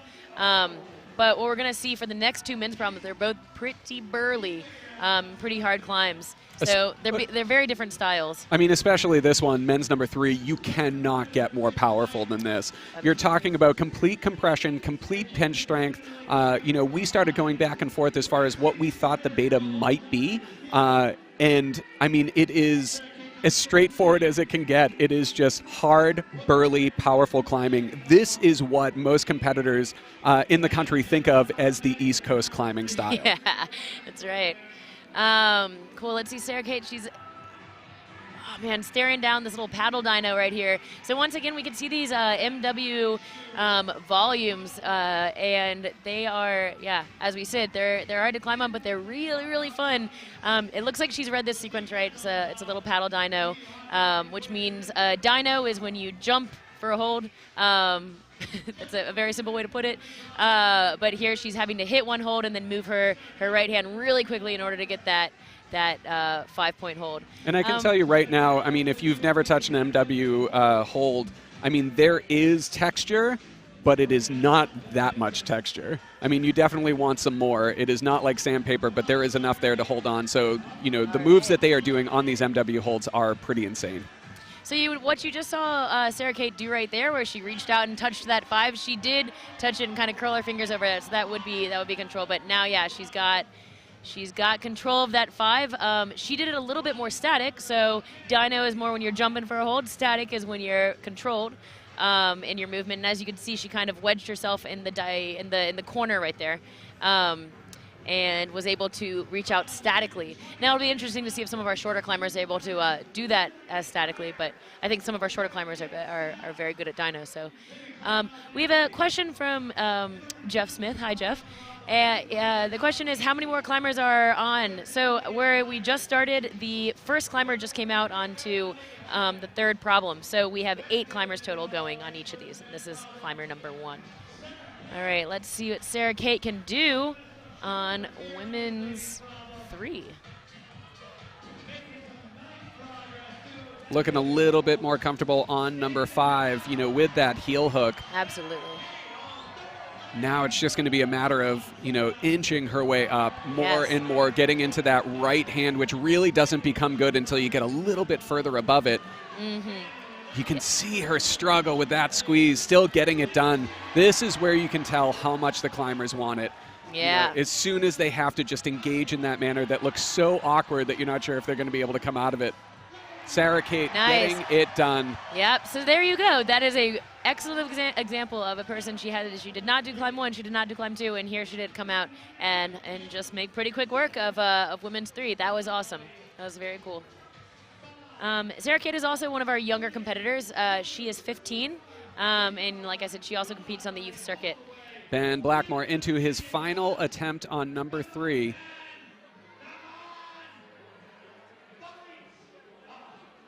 Not able to get it done. Coming down, our next climbers are going to be stepping up onto the mat momentarily in Melina Costanza and Jason Ma, JJ Ma.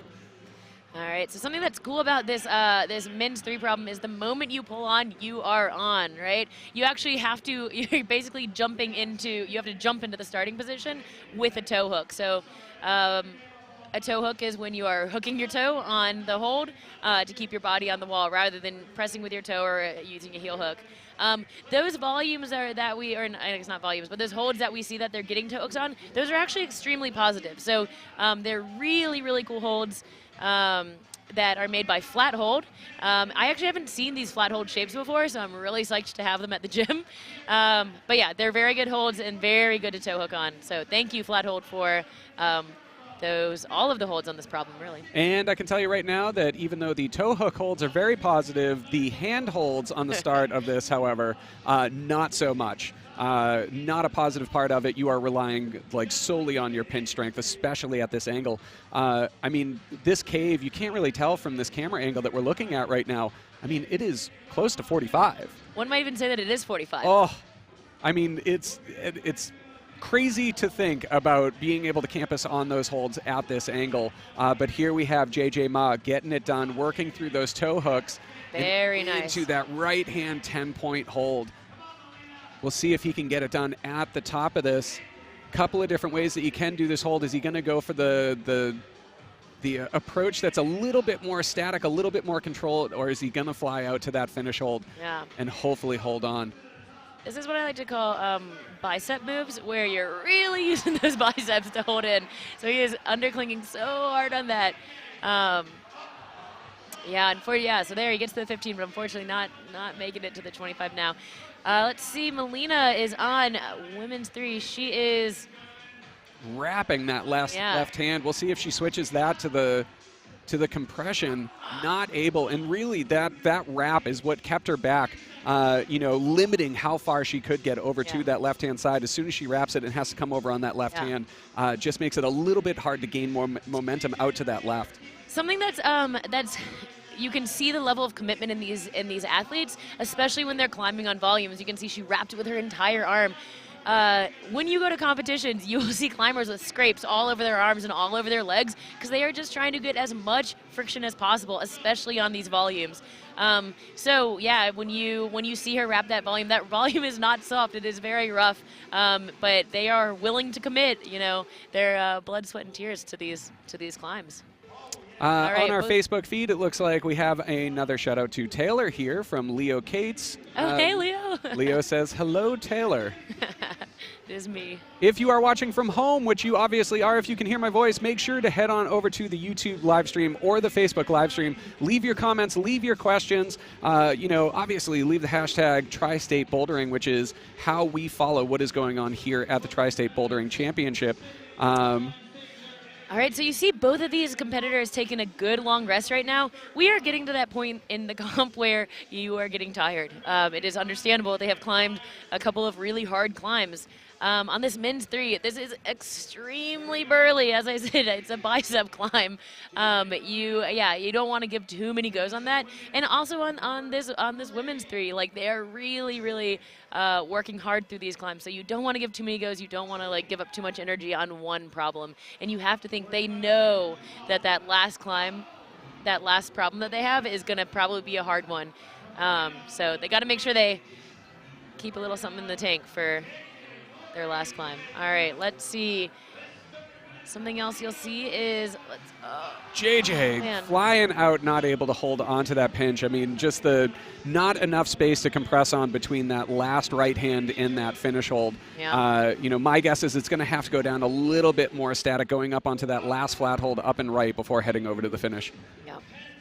All right, so you can see Melina looking for the clock right there. It is, so not only climbing, it's important to be strong, it's important to know the moves, but you really have got to have good competition technique, and one part of competition technique is to know your timing. You don't want to pull on, like I said, too many times, and you want to get as much rest as you want. So if you're going to give it one more go, you wait right to the last second, and then you pull on. And right about now is probably when these competitors are wishing that they had that bye into the finals, not having to climb during that red point round during I the think day. They're starting to get a little tired. All right, let's see it, Melina. Oh, man. And you can just see Great that, effort. you know, not staying as high on those volumes, not being able to engage in that shoulders, you know, just kind of sagging down low, which is so hard to control, Totally. especially on a paddle move like that. Yeah. You know, for those of you who don't know, a paddle move is any time that you are moving through a hold or volume, basically grabbing onto it, but not enough that you're holding onto it. You're just using it as momentum to get to the next hold. With this one, you're able to leave the left hand and press into that right hand and basically just hold that super shouldery move into that 5-point hold. Yeah. Really hard, powerful move right at the bottom of this climb before you get into kind of that more techie, compressional, you know, I like to call it technical power, where you are just engaged a lot, Yeah, but your body best position kind and your of power. feet are so important. Yeah. All right, so we see Ray hopping right on this climb. And as I said, Ray is, well, he's an Albany climber, but a local New York climber. And he is sponsored by a company called Beta Labs, which actually has also been very supportive of our youth competitions that we have for Tri-State. Beta Labs is also a local company. So let's see how Ray does on this climb. He's gotten to that 10. Ray's a fairly powerful climber. It's very fun to watch him climb, but he's also, yeah, a very smart climber. So Able to keep the foot on going up to that finish hold. Is he going to be able to slap up into that final 15 hold? Not able to get it done. You know, as soon as you go out starfish like that, you lose so much power in that like left hand. Michaela Tracy, huh? yeah, just a little bit. Not core. All right, yeah.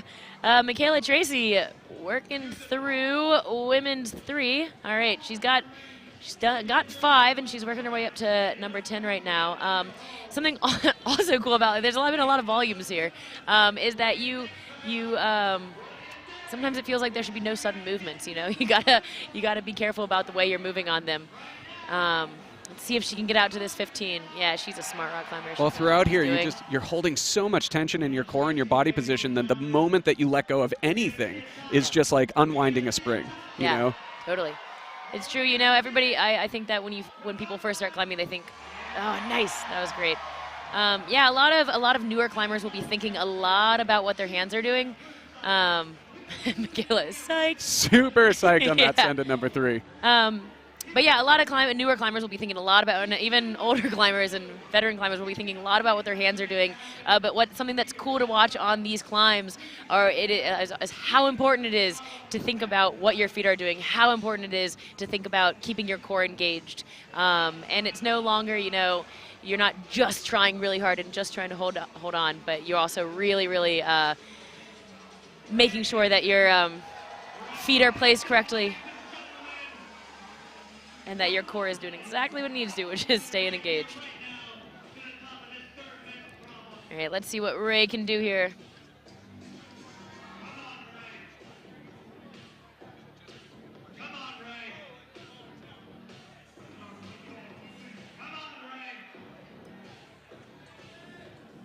All right. When we talk about tension, this is tension. This is core tension. See how he's keeping his feet on, keeping his hands on, and really pulling to get to those next holds. You know, Ray, one of the couple of climbers, I believe one of 2 climbers that was able to pull off a top on number 2, going into 3, you know, getting that high point, able to control that 15-point hold, you know, and again, even with 35 seconds left, Ray is now just deciding, I need some more in the tank for number 4. I got 2 tops going into number 4. That's good.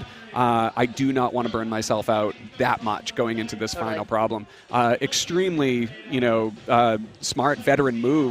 Yeah. You know, on a young climber. Yeah. You definitely have to make those decisions. Like, you know what? If I give it one more go, will I get 25? Yep.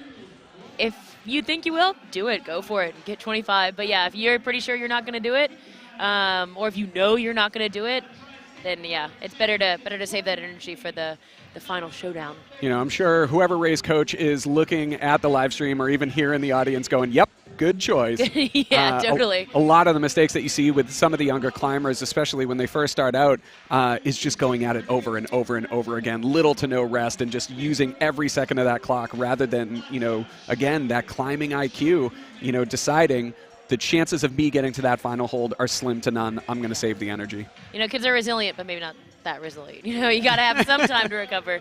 All right, we see Ariana Matthews is up now. She wanted to shout out her sponsors, Kyla's Buttermilk's Climbing, also Beta Labs, a local company, and yeah, we see her moving through. Let's see if she's going to try to do this static or go dynamic. So we did have a question come through on Facebook, I believe, from Darren Croman, who has been very active throughout. What are the scores? Will they come on screen? So after talking to the tech crew, unfortunately, we don't have a way of pushing the live scores onto the live stream. We will be posting them at the end as soon as the scores are final. For now, it's really just a matter of keeping a tally, paying attention to who has those tops, and then again, it's all going to come down to number 4 on this one. I can say that for sure. A couple of tops on number 2 with Carlo and Ray. Matt Laundrie up on number 3, looking very, very strong after struggling on the first 2 problems. Yeah. If he can get a top here, that's going to mean really, really good things for Matt going into number 4. Yeah, let's see it, Matt. Matt wants to shout out his sponsors, Evolve, and also me, because I'm me and Brooke Weil, who are letting him stay at our house this weekend. Okay, so we saw Matt. He tried to use some fancy footwork there, pressing into the holds, but unfortunately, it was not to work for him. So this is, one of those unique situations where Matt was able to grab onto the 25-point hold with one hand. Mm-hmm. Wasn't able to gain control of that 15-point hold. Technically, Matt is still sitting on 10 points. Actually, what you had been talking about earlier, of going up and touching the hold first, you might not have seen it. He actually went up and he did touch the 15 first and then came back down and went to 25. I did not see that. So he did get the 15-point hold. So that will be a big deal that he made it to 15 first try. That's gonna be really good for him. But we'll see if he decides to give it another go. He is somebody who I could imagine, potentially making the decision that it's really powerful and he's not going to go again. But I'd be willing to bet that he's going to take a big long rest and give it one more go. Looks like he's chalking up and ready to get back on the wall with just under a minute to go. Probably giving himself just enough time, not winding that clock down all the way. Yeah. One thing you'll see with these competitive climbers is that they'll try to not waste too much time on the moves that they've already done. You don't want to hang out for too long. But yeah, one thing that will happen sometimes is what you just saw happen to Matt, is if you're moving too fast, you might come off. So once you already know how to do the moves, you want to move quickly, but you don't want to make any mistakes. I mean, so much of this is, and this is really where training comes in, is, the muscle memory of doing these moves or doing similar moves, activating those muscle groups, not only being able to read it, but being able to execute, on command, which is something that has just always fascinated me. We'll see if Matt, with a different approach, hold on. Oh my goodness. You can see just how much energy potential energy is in his body as he's going for that, because the second that he doesn't get it, he just flings off the other way. You can see how hard he's squeezing. Ariana Matthews on the walls, 0 seconds left, and this is one of those situations where, the Routesetters dread, where you have that rest, where the climbers can spend some time on, gain enough back. I mean, Ariana Matthews looks comfortable enough on this move here. You start to wonder, how long is she going to spend on this hold? It looks like she's getting ready to pounce here. We'd be here all night, She's just sitting there staring down the hole. This is also, as a climber, an interesting situation to be in, because you're so close, but you still have to stick the hold, And she's going to get started, not able to hold on to the paddle. Alas. All right, so next out we'll be seeing Megan Lynch and Charlie Schreiber. Also, we've been talking about tension a lot, and Megan Lynch wanted to shout out her sponsor, Tension Climbing, or tension boards, right there with the board phenomenon. I mean, it's the mini boards. Tension boards are really cool. I mean, if you want to talk about a training method that has just come onto the scene fast and hard, I remember when the moon board came on, and it was just, oh my God, this is it. This is, and then all of a sudden, tension comes out and, kilter boards, and it really is starting to, sweep the world. The, training is starting to turn upside down, and the ability to climb and kind of have that connection with the rest of the world, climbing on climbs that other climbers have set on the same board, on the same holds, it really is fascinating and pretty incredible to kind of see take shape in the industry. Absolutely. All right. So we see. So something you just saw Megan do right there. She wiped off the bottom of her foot. So as you're standing on these slopey volumes, you really want to have as much friction with your foot as possible. And sometimes you'll see climbers like wiping a little bit of a dust or chalk off their foot, whatever might be on their foot, to get themselves a little bit of extra friction. As I was saying before, when you're climbing at this level, like every little thing really matters, you know, and those tiny little bits of friction really do matter.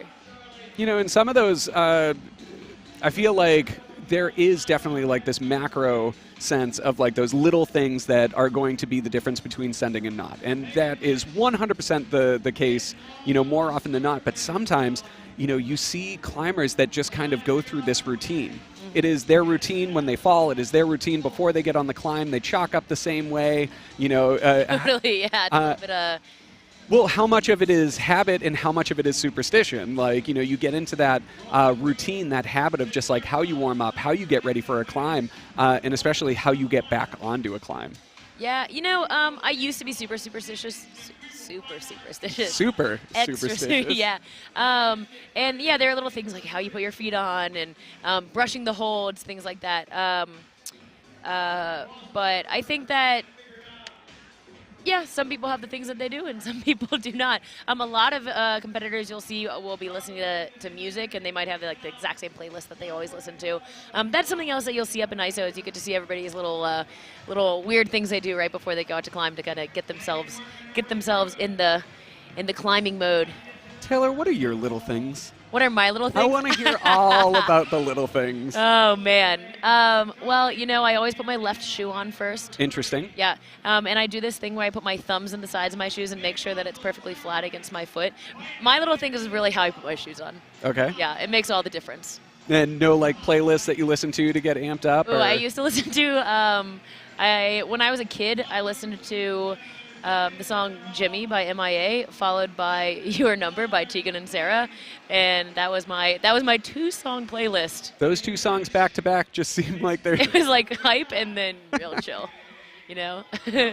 Anyway, let's see how Megan is doing on this climb. Oh my gosh! Okay, we're seeing her do a little bit different beta than we've seen from the rest of the climbers. So there, instead of doing the dyno, instead of even getting the knee bar and going out statically, we saw her lead with her feet. So that's a very, the climbing leading with your feet is I remember when that was a big fancy move that we saw maybe 8 or 9 years ago, and that showed up in comps and people were like, wow, so futuristic. But it's a really good idea to think about on climbs. If you have a really good hold and you're going to a good hold but you can't quite reach it, turn around and go with your feet. See what your feet can do for you, Ask not what you can do for your feet, but ask what your feet can do for you, Raph. That's what I always say. All right, let's see what Charlie do here. All right, he's got that 5-point hold, but he is looking a little bit tired today. LMS setting in. It is, yeah. But yeah, it's true. All right, let's see what Megan can do here. She just figured out that new beta, which means that she can climb through. She is going to potentially get into that resting position that we just saw Ariana on. Nope, she's going for it. 0 seconds on the clock, looking like she's going for that more static approach, going feet first, and then kind of dropping into that position and swinging the legs over. It looks like she's going to try to get a rest here. That left hand is not bad as long as you have something, but no matter what, your feet are above your head. You are putting a lot of tension on those arms, and she is going to need as much gas in the tank for this top section as she can get. Yeah, so this is cool. You just saw on the male climb there are a lot of toe hooks, but she's been using a lot of heel hooks, which alternatively, for those of you who are new to the lingo, a heel hook is when you hook with your heel and use your heel to keep your body on the wall. All right, she's got that 10-point hold. The definition of determination. Megan Lynch not able to hold on. Yeah, but that was a good effort. And you could see actually here, you can hear, I don't know if you guys can hear it over the live stream, but the crowd was really going crazy. Because something that's cool about a crowd and that I always notice with crowds at climbing competitions is everyone loves to see a top. It's true. But what you really love to see is the climbers trying their very hardest and making a little bit of progress. People love to see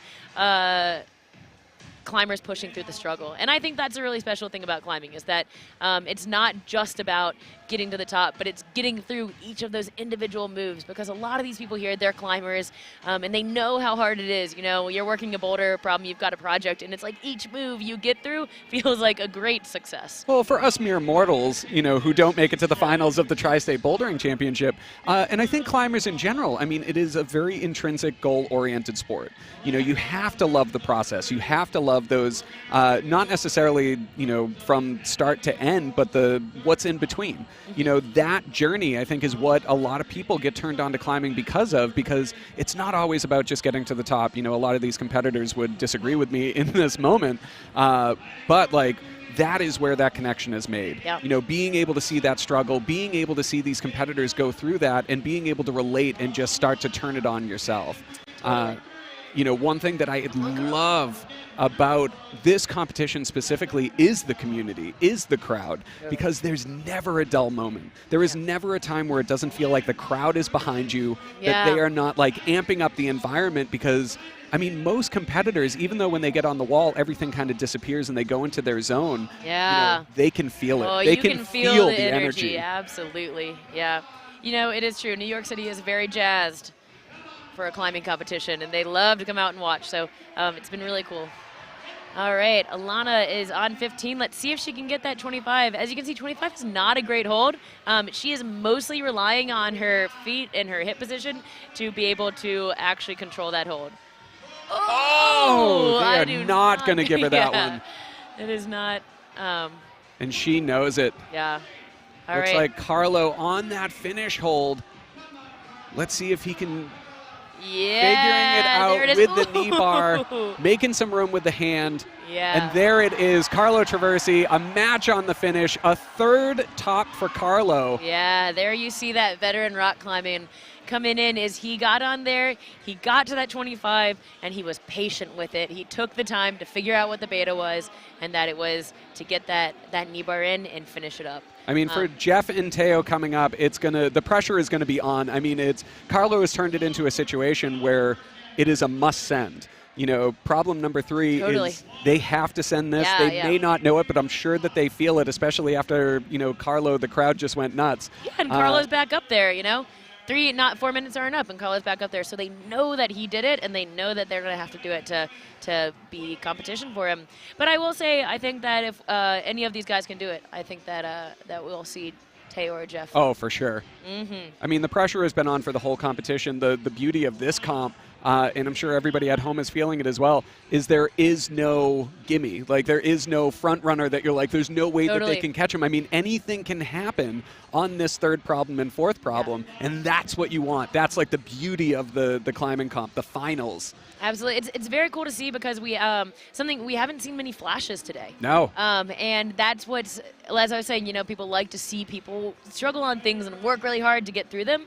But that's what's going to make the scoring really interesting, is seeing it's probably going to come down to, we might be seeing some things coming down to attempts and, how many times people had to try to get to the top. Although it looks like Carlo's probably way in the front, because he's the only one with 3 tops, eh? Carlo is the only competitor with 3 tops that is in the competition right now. Ray, I believe, has tops on 1 and 2, so, going into the fourth problem. Yeah, he did get the top. Yes, he did.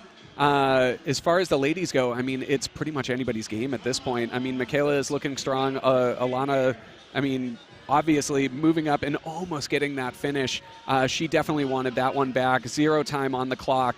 You can tell that she knew she should have had it. She feels really strong in order to let the clock go all the way down for this final attempt. We'll see if she can execute right now. Yeah, she is just staying so tight on these holds. I think that she can do this, but she's got to be She's got to be careful. She's got to try hard. That right arm shaking just a little bit. Yep. All right, let's see it, Alana. Nope.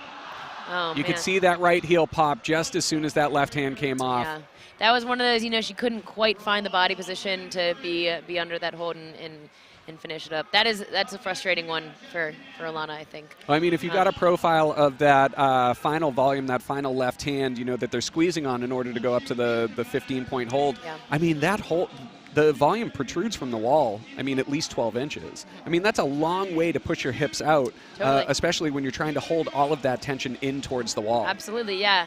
The final hold on this women's climb is a pretty slopey hold, and when you're on those slopers, you want to be able to stay like right under them, get as close to the wall as possible. And you're totally right that the volume that is right in front of them is really pushing them away and making that just that much harder. Also, quick shout out to our other sponsors, Unparalleled Footwear, Friction Labs, 510, Gregory Charcoal, and Petzl.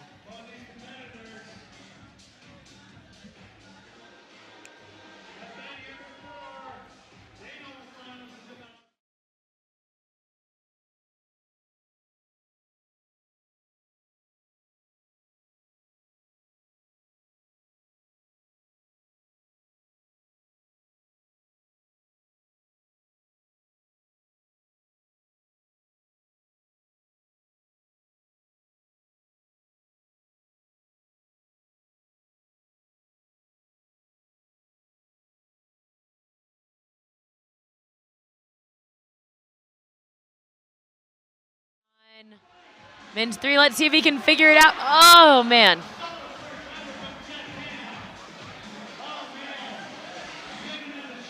All right, so we see Olivia Ma moving through.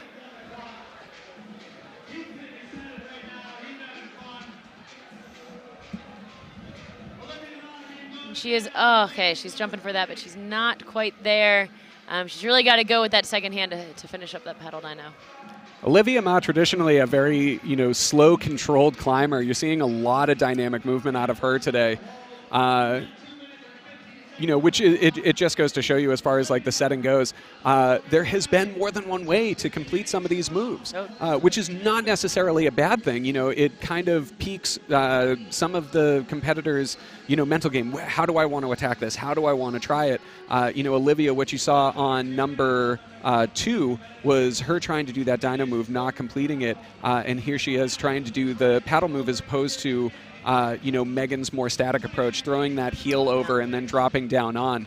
With 1 minute and 45 seconds left on the clock, we'll see if Olivia, just like in number 2, just decides to keep on going for this paddle move, or if she's going to try to change things up. Yeah, I would think, honestly, I think that you're going to see Olivia continuing to try to get some more points on this, because I think at this point, she knows that she does need to rack up as many points as possible, and so I think we'll see her keep trying to get forward. And this is a climb that I really think that she can do if she can just stick this 5. Pressing back in that corner. Here she goes. We'll see if she can't hold on.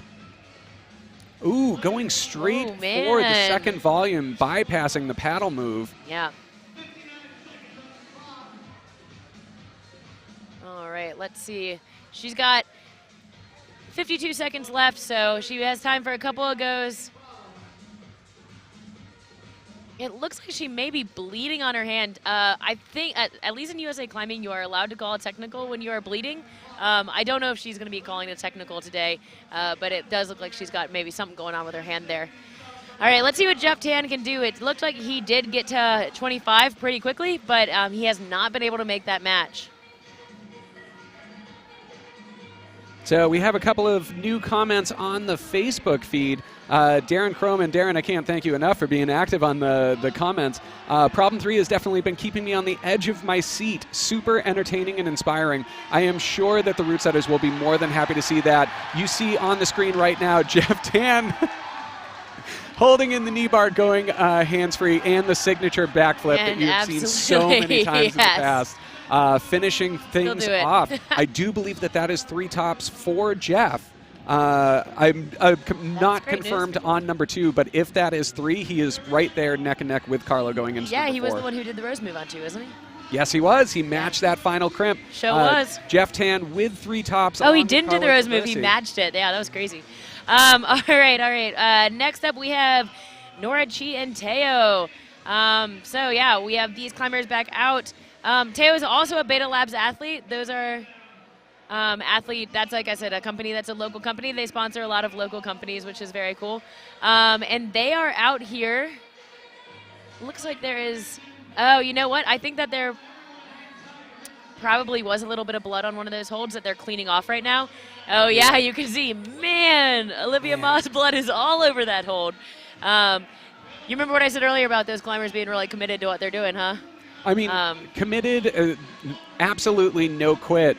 I mean, you saw the amount of blood that was on that volume. I mean, that just goes to show you that, you know, how bad these competitors want it. I mean, Olivia coming out of the second problem knew that she had to turn it on during the third, you know, and, you know, seeing what the result was right there. I mean, when do you call it quits? I mean, for me personally, I probably would have been like, excuse me. I need a Band-Aid. I need a Band-Aid, please. Totally, yeah. No, so this is interesting, and it's actually something I think when you start working at a climbing gym, you don't realize you're going to have to do so often is clean blood off of holds, because climbing is very fun, but it's also, you give a lot of yourself to it, including a lot of skin.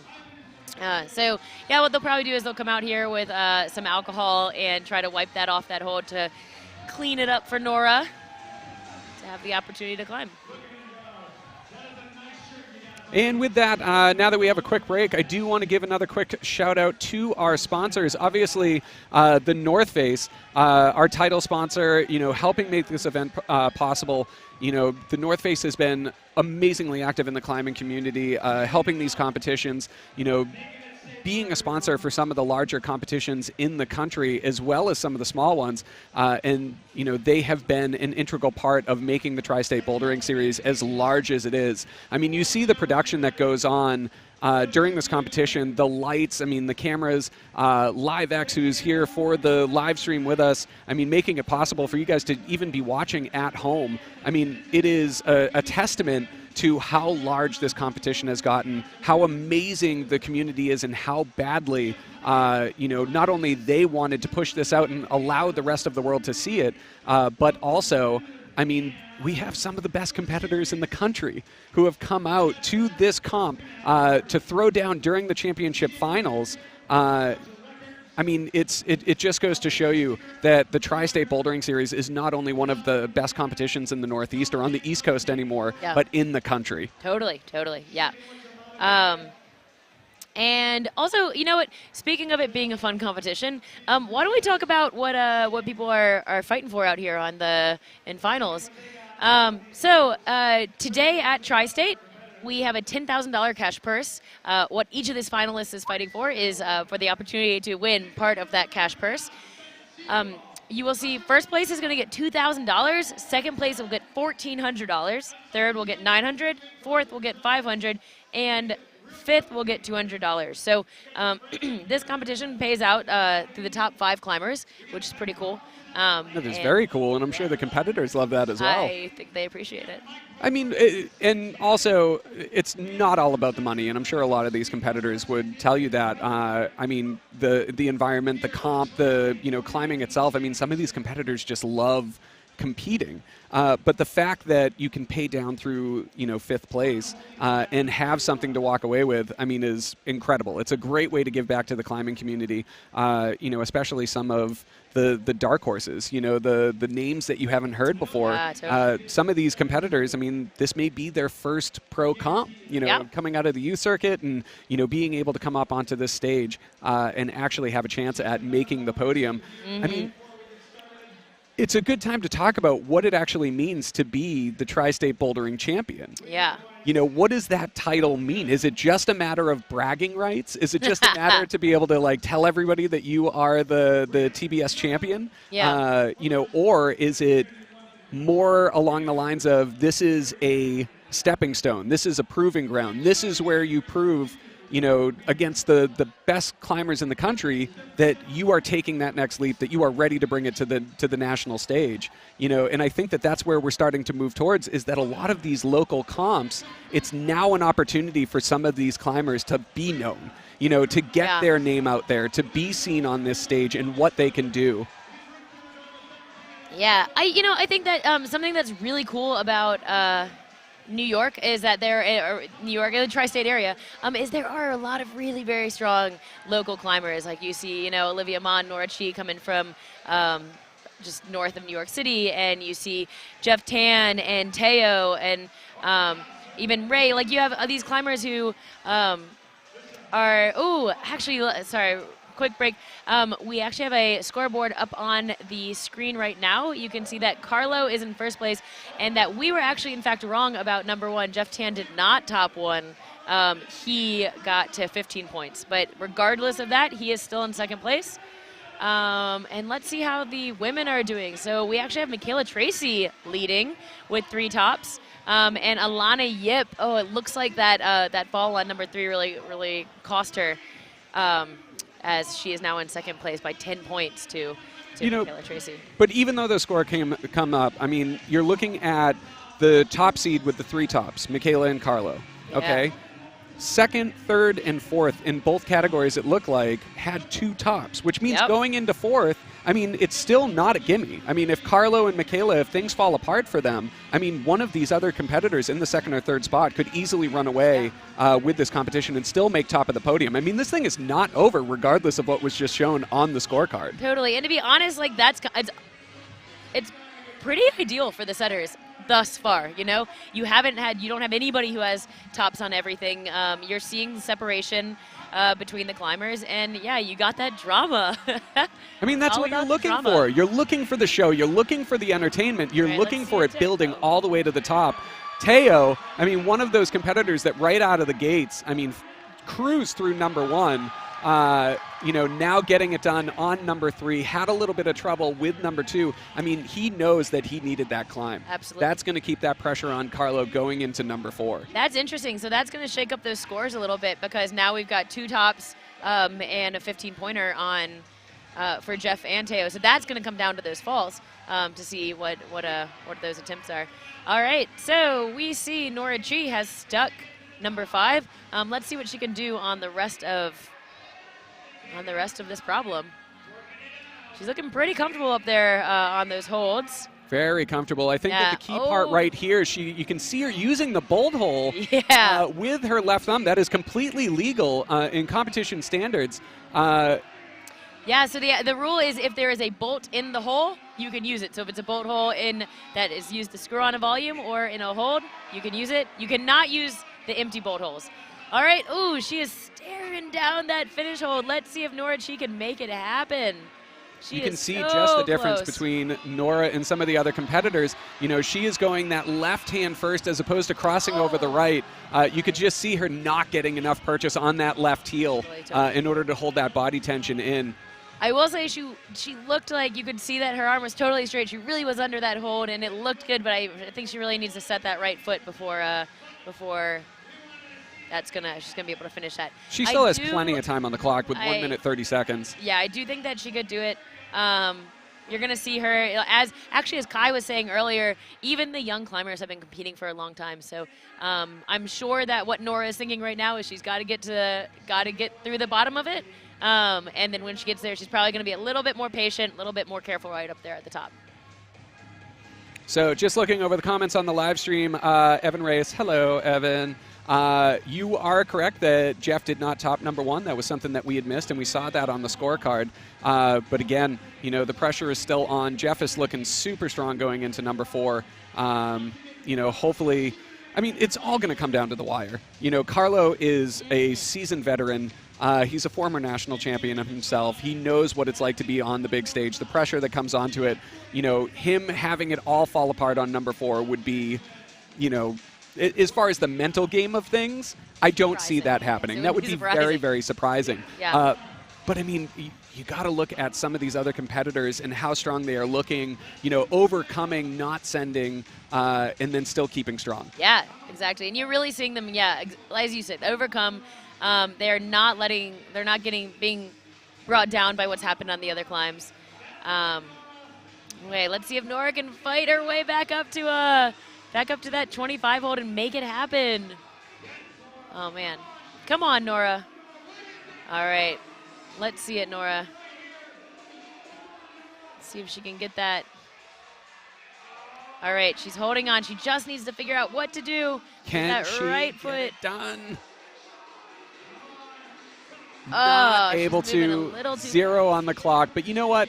I mean, right there, Nora comes down, a big smile on her face. I mean, Yeah. she is having a blast. Yeah. You know, and that's really what competitions like this, you know, the local comps, they're massive and there's a lot on the line, and obviously every one of these competitors would like to be at the top of the podium at the end of the day, but just the fact that they're coming down, a wave to the crowd, a smile on their face, I mean, they're having fun here, and how could you not? I mean, you can hear the crowd bumping. You know, Tim on the microphone is doing what Tim does. You know, he is just keeping everybody up. Sometimes, like, the environment of these competitions matches the climbing itself, and I think that that's what we have here. You know, being a part of this, and I cannot stress to any of you enough, is that coming down and being a part of this competition, being here inside the building during it, I mean, it is an experience like you cannot miss it. And right now we're getting our first look at number 4, Ben Blackmore, stepping up into that dihedral that they created with the volumes there, and then underneath the big roof, you have Sarah Kate Ashton. I can tell you right now that looking at this climb ahead of time, they have some work ahead of them. The Yeah. I mean, you want to talk about just when they're getting tired and just when they're starting to, like, you know, all of their energy sapped, then it's like, hey, you got to come out of an 80-degree roof grappling on these holds. Yeah. These, the setters actually, they very aptly described this climb as a wrestle. So you're going to really be seeing the women really wrestling with the holds here. All right, we're seeing Ben get up. He's staring down that number 10, that 10 hold, but let's see if he'll stick it. Oof, he's not, went a little too fast, didn't quite stick it. That's not a very good hold he's going to. No, I mean, coming out of that steep of a section, I mean, the hold that's above there, it looks like it is on an angle that's very manageable. You know, but I can tell you right now, that hold does not have much on it. You are going to have to hold on strong. A lot of that core tension, you know, the right amount of swing, making sure that you don't overcompensate coming out of that roof so you're not holding this massive, you know, horizontal swing coming out of there. Mm-hmm. All right.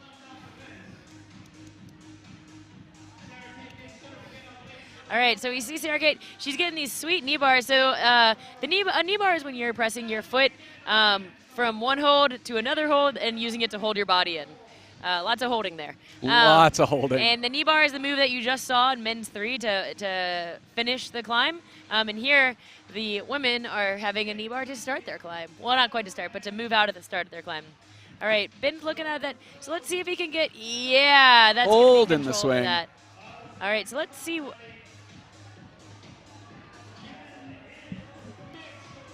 All right. Crossing with the right hand to the 15-point hold. Got 15 points now, and it looks like he is getting that 25. Pressing into the finish. I mean, for a competitor like Ben, you know, he knows that he is out of the running for the podium at this point.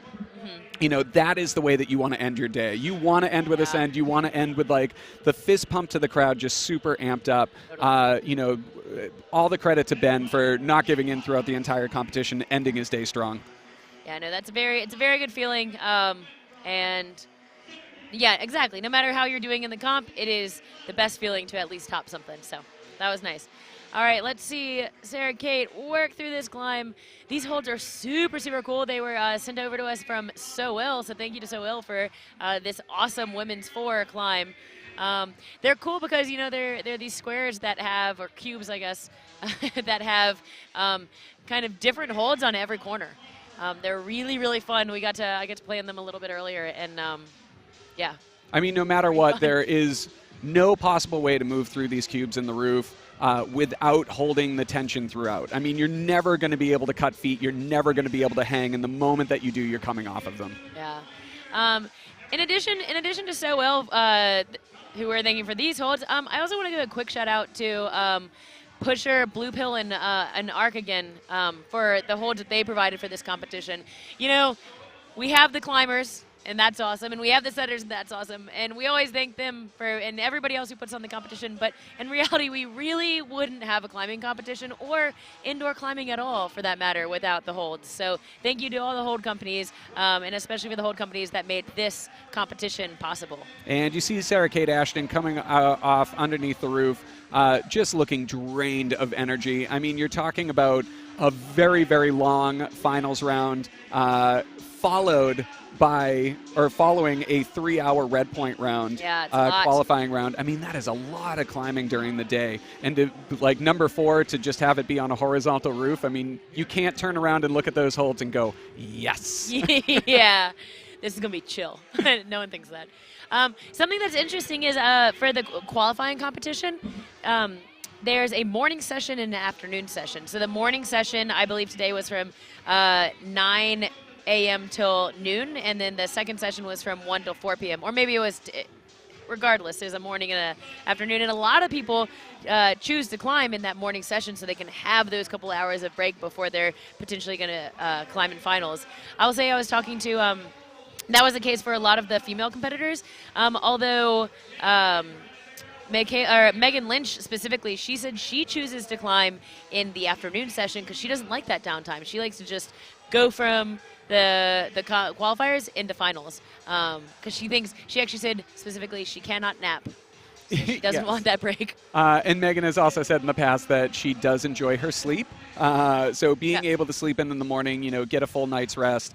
You know, talking to Carlo, who was also in the afternoon session, you know, coming out from the West Coast, flying in last night, you know, he said it's important for me, especially being in a different time zone, to be able to sleep until like 11:30 here because that's 8:30 where he's from. Totally. You know what I mean? Totally. All right, so we see JJ Ma here on men's 4. He's trying a little bit different technique than we saw Ben Blackmore do. So Ben went a little bit more coordination. He stabbed into with both hands into that dihedral. But you're seeing Ben, what he just tried to do was try to double clutch dyno. I think he's realized that that's not going to work, and he's going to try to figure out how to use this this blocks volume to get himself to that 5. And I believe earlier today when we went up and looked at these holds, you had something that you loved about that starting hold, that blue pill starting hold. I just love blue pill holds. They're my new favorite holds. I mean, how can you not? I mean, it's never been a more exciting time, you know, for climbing. I think because of a lot of the hold shapers, you know, the hold companies that are starting to come out. I mean, I kind of compare it to like, you know, microbrews where there just seems to be so many now, but it's amazing to start to see like this creative outlet for a lot of people to be able to shape these holds and then have them hit the market. And it's almost like, you know, Christmas for a Routesetter and a climber anytime that a new set of holds comes in. They're just beautiful. I love going out to, you know, the CWA and the trade shows, you know, because a lot of the times that's when you can get a first look at the new shapes and kind of like be able to feel them and just be like, oh man, I can't wait to get a hold of these. Man, you know, you can't see her right now, but I can see that Melina is still on the wall there on women's 4. You can see by her shadow. Oh, man. All right, she just came off. But it looks like Melina was actually doing some moves on women's 4 there. All right, and so...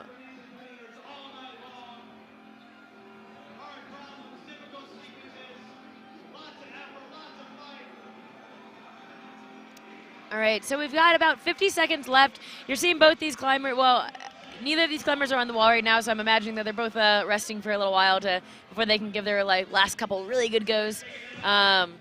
With JJ, you know, he's able to try this move a couple of times because this move specifically is not super taxing.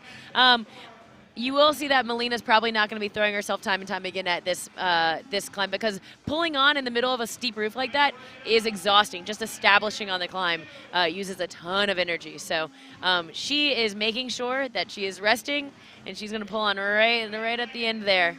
You see JJ in the back trying to do that reverse dyno, that kind of slam dunk move to that volume. I mean, the volume that's tacked on there, while it is a good hold at the angle that it is, I mean, it is going to be really, really hard for him to stick that using that beta. We'll see how he does on this final attempt with 0 on the clock. Melina up on the wall underneath the roof, just grappling with some fancy footwork, just working basically from bicycle to bicycle, cam to cam, and trying to turn that body over in order to come out of that roof. And what they have waiting for them is just a ginormous power move. Yeah, so what you can't see from here is that that third hold in the roof is actually the 10-point hold. I do believe that, is the 5-point hold.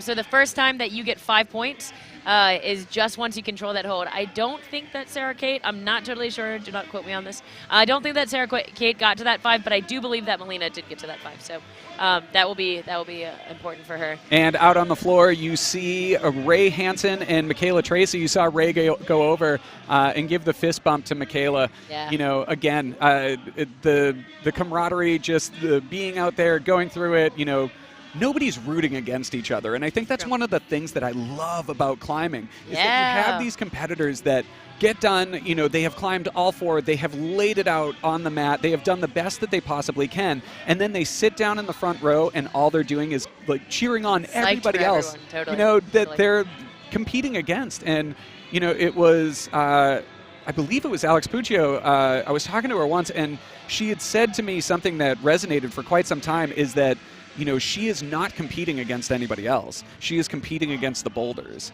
I do think for a long time, Puccio wasn't really competing against anybody else. I think, but yeah, no, I'm sorry, I'm joking. It is true. She I think is saying something that a lot of people feel in the climbing community, which is that you're just competing against the boulders and you're just trying to do your best, and you hope that maybe that'll put you on the podium, but regardless, it's really cool to see your friends win as well. Yeah, I mean, it's amazing. Even in international events, you see Michaela Tracy coming out of the roof right now, the first competitor to make it up to that 10-point hold. Absolutely. She is looking super comfortable on these giant overhangs. Yeah, Michaela's cool to watch climbing. She's super, super burly, and she really can, work her way through some hard moves.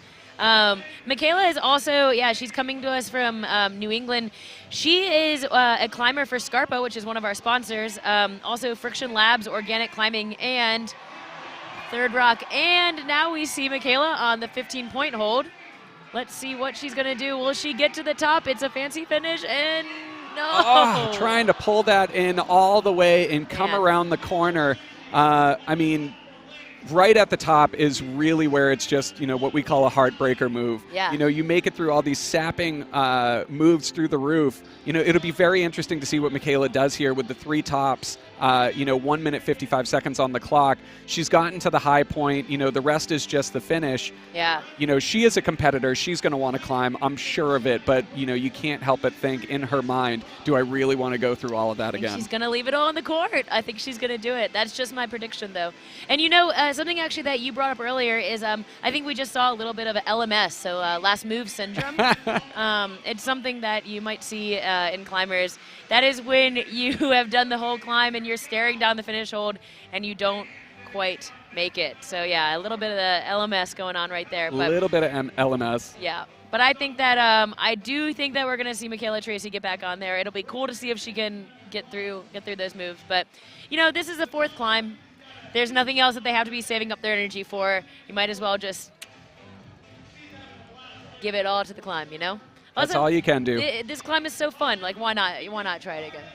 I mean, how often, and especially through competitions, wherever you go, like gym climbing, some of the best stuff is the angles of the gym. I mean, not many gyms that I have gone to, especially in the Northeast, have a 70-degree roof that's coming straight out, let alone with the giant so-ill blocks that are up there. Just looking at that hold just gets you excited and wants you to try it again. And sometimes, especially with competitions like this, you start to see that the competition doesn't actually start until after the comp is over, when every finalist is back out onto the floor going at these climbs again, especially the ones that got away from you. Joining us in the booth is one of the finalists from tonight, Melina Costanza. Melina does have mic on. Melina, how you doing? I'm good. I'm tired. Those climbs were very difficult, and I do not have much skin left on my body. Yeah, I yeah. cannot imagine that you do. You were really committing on a lot of those climbs. Yeah. What did you think? What is your overview of everything? What was your favorite? Definitely, a lot of the climbs were different styles, so it was suited to a lot of different competitors. This last climb that we're watching right now was very powerful, required a lot of commitment every single move, and a lot of problem solving as well, especially in the lower parts. So, I mean, going through the competition, one of the things that we had talked about is you go through the rest of the 3 problems, the rest of the 3 finals, and then you turn around and you have number 4 in front of you, a 70-degree roof with those so-ill holds. I mean, are you psyched, or at that point are you just like... A lot of us were very exhausted. We were talking in the back about how our skin was hurting and we were super tired, but this climb just looked so cool. Yeah. And it was definitely something that we were all really excited to get on. Yeah. Michaela not able to get back up to that 15-point hold. But over in the corner, we do have Ray Hansen able to stem into the dihedral, moving up to the 10-point hold. He does have the points. Let's see if he can finish things off here.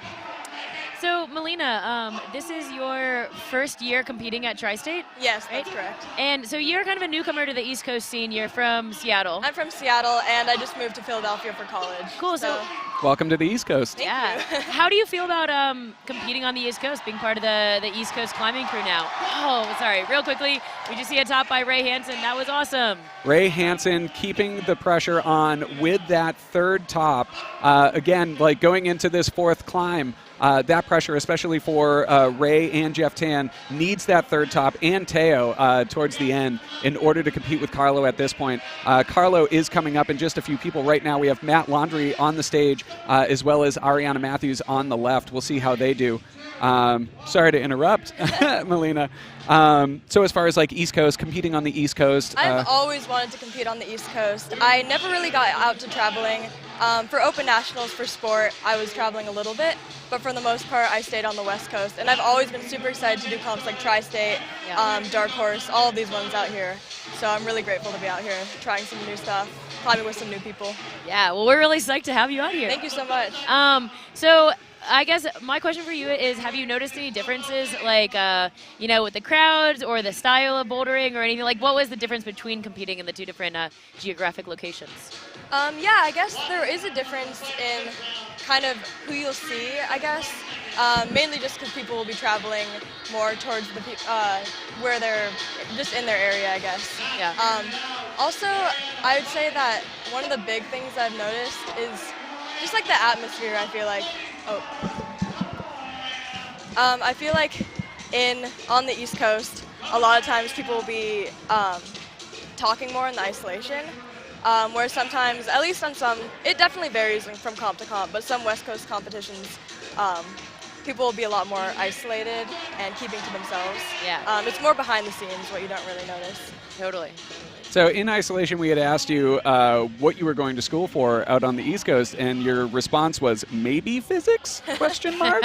I don't have to declare until the end of my sophomore year. Sure. I'm currently a freshman, so we will see. I'm thinking about physics. I like physics a lot, and I've taken it all throughout high school and my first year of college. So. Now, does any of that translate over to like climbing, kind of? Actually, yeah. A lot of what I've learned in physics, I would say that after learning physics, I understood a lot more about where the direction that you should be positioning your body, center of gravity, where you should be placing your hands to maximize surface area, stuff like that, which you wouldn't really notice, but Yeah. yeah, for sure. So basically what you're saying is that you're studying to get an studying advantage physics over other exclusively competitors. for rock climbing. Excellent, great. That's what it should be for, you know? Always. Well- How has the school climbing balance been? It's definitely been difficult finding time to get to the gym. My school doesn't really have a competitive team, so I'm trying to get people a little bit more excited, hopefully get something started there. Cool. The balance has been hard, but definitely trying to pull it off. Yeah. Cool. Well, thank you so much for Thank you so coming much for out. having me. Yeah, thanks for coming out. Nice work tonight. Yeah, nice Thank you. On number 4, we have Ariana Matthews moving up towards that 15 hold. You could tell that she was trying to just lock it off and go as static as possible. Not able to get it done. She tried to rest as much as she could on that first block coming over the lip. I mean, with over 1 minute remaining, you can tell that she's definitely going to give it one more go. She's going to give it all. She looked very calm, very cool, very collected on that hold. It looks like she could have hung out there a little bit longer. We'll see if she tries to rush through a little bit more to save some in the tank. Yeah, all right. So we also see Matt Laundry on men's 4. Also, quick shout out to Joy Laundry, Matt's mom, who I believe is watching right now. And Matt actually looks like he just figured out some beta that's going to work for him on this problem, or maybe work for him. We have not seen this yet. We've actually seen people do this move in a lot of different ways. And something that's actually pretty cool right now is that people do have different ways to do moves, but generally there is a intended sequence, and we are lucky. And we are actually very lucky to have the head setter of this competition. Hello. With us today. Ivan Vargas is here. And yeah, Ivan, tell us the secret. What is the intended beta here on men's 4? For this boulder? It's very one. So for men's 4, I'm really excited that this not intended beta is possible. Because sometimes I feel like some of the funnest parts about competition is when the unexpected happens. But the intended beta was for you to sort of jump out and land in a stem between the ceiling and the left wall while facing the crowd, which I think we saw the first guy out do. Ben Blackmore, yeah. Yeah, he did it really, really well. So immediately we were all really excited because we were also uncertain whether or not that would be too cryptic or too strange for the competitors to see. And we saw during preview a lot of the competitors miming what Matt Laundry was just trying, which was like sort of jumping into the light gray volume as an undercling. It looked like it almost could have worked, but he just didn't have enough time to make it happen. Yeah. But that's kind of, I'm really happy that somebody, well, I guess Ray also made it work. So. Yep. Yeah.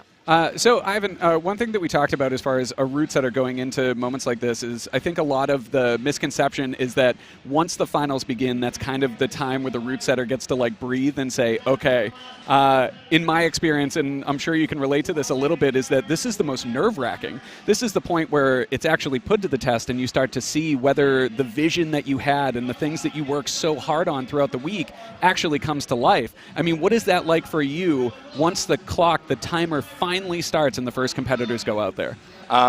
It is absolutely the most stressful time in everything leading up to the night of the event. Like, sure, you know, it's hard to come up with ideas and organize the event, but this is absolutely the most stressful time because you have no idea how anything's going to work out. You don't know if the climbs are hard enough or if they're too hard. You don't know if any of the sequences you had in mind are cheatable or too cryptic. So it is incredibly nerve-wracking. And so far, it seems like things are starting to sort of manifest in a way that are working out. We were really worried starting out because it seemed like a lot of the girls were flashing or topping number 1, and we had some ties going into number 2 and 3. And so as the round went on, little by little, the ties started getting broken, and you know, we were all just biting our nails at the edge of the pad. So right here, we're starting to see Megan Lynch move up into that 15-point hold, coming around the corner. One of the questions that I have, and we're seeing what Megan is going to do here, is the intention to do the big cross-through move around the corner, come around the corner, or did you want the match on the 15 kind of post up on that block, or is it just kind of left up to interpretation? Oh. Not able to get it done. Megan coming around the corner, that big sweeping dynamic move. Sorry, I had trouble containing my excitement. That was that was the idea. We really wanted you to just pull through.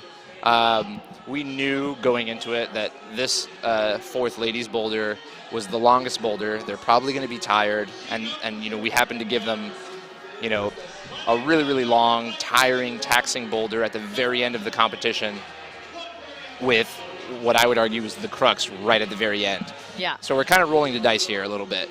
We still haven't seen a girl top it, and we're really hoping that the top end of the field will sort of like have a great big sort of grand finale with like an exciting top. Yeah. I mean, this is what it comes down to, man. This is like the drama that builds. This is where it all comes together. I mean, and I can tell you right now, and this will make you feel good, you know, the spectators are behind you. I mean, Darren on Facebook has said, well done to your Sir Headsetter.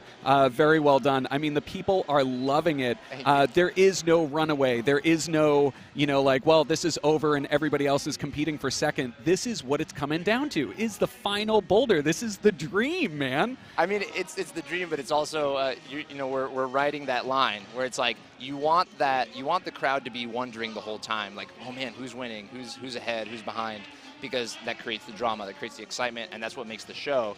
But at the same time, it's really nerve-wracking for us because we want to know that we have separation. We just want to know that we have no ties. Yeah, that absolutely. we're not going to have to go to countbacks or, you know, come up with a super final. Yeah, this is exciting, and this is what you hope for, as long as it all works out. Yeah, and it all comes down to that last move.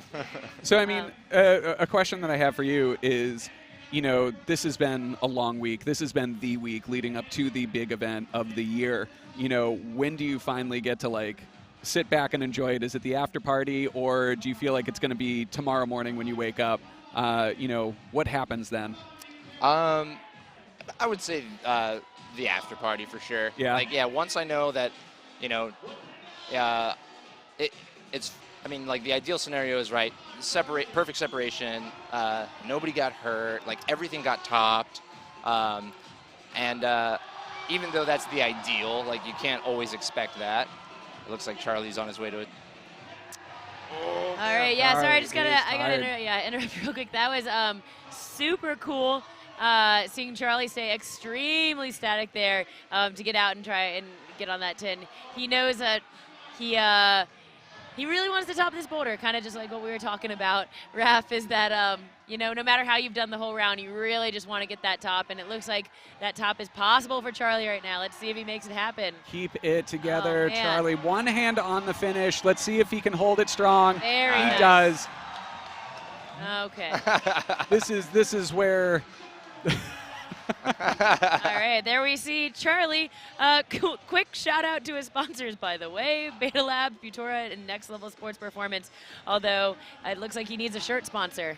Well, Ivan, I don't want to keep you too much longer up here. I know you want to get down with your crew and kind of celebrate this together. I mean, I can tell you right now, it is a fantastic comp. I mean, the problems are perfect. They look fantastic. They are climbing even better. You know, you have put on one hell of a comp. So nice job to you, sir. Appreciate it. Thank you. Thank you, Ivan. Have a great night, guys. Looking forward to the after party. We'll see you down there. See ya.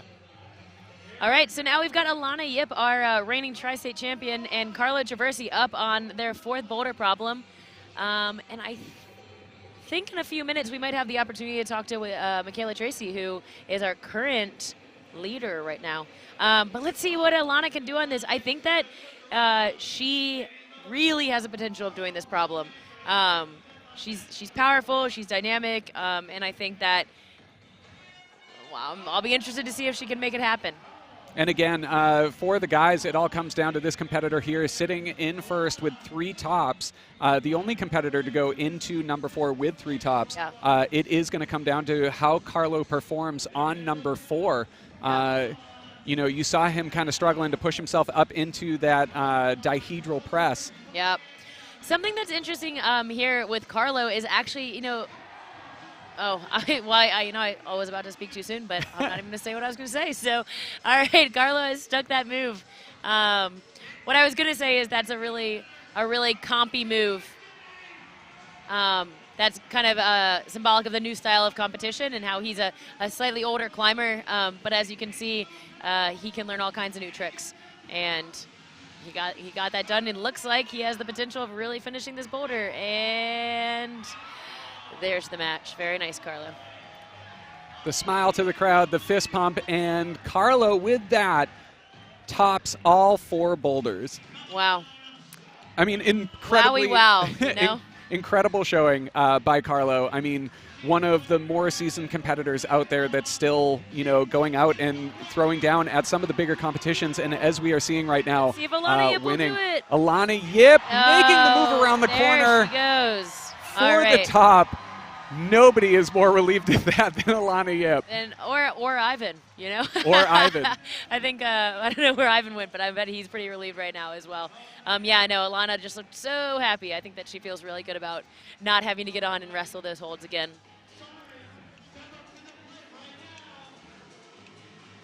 Well, we got 2 competitors left in both fields. For the ladies, we have Olivia Ma coming up next, followed by Nora Chi.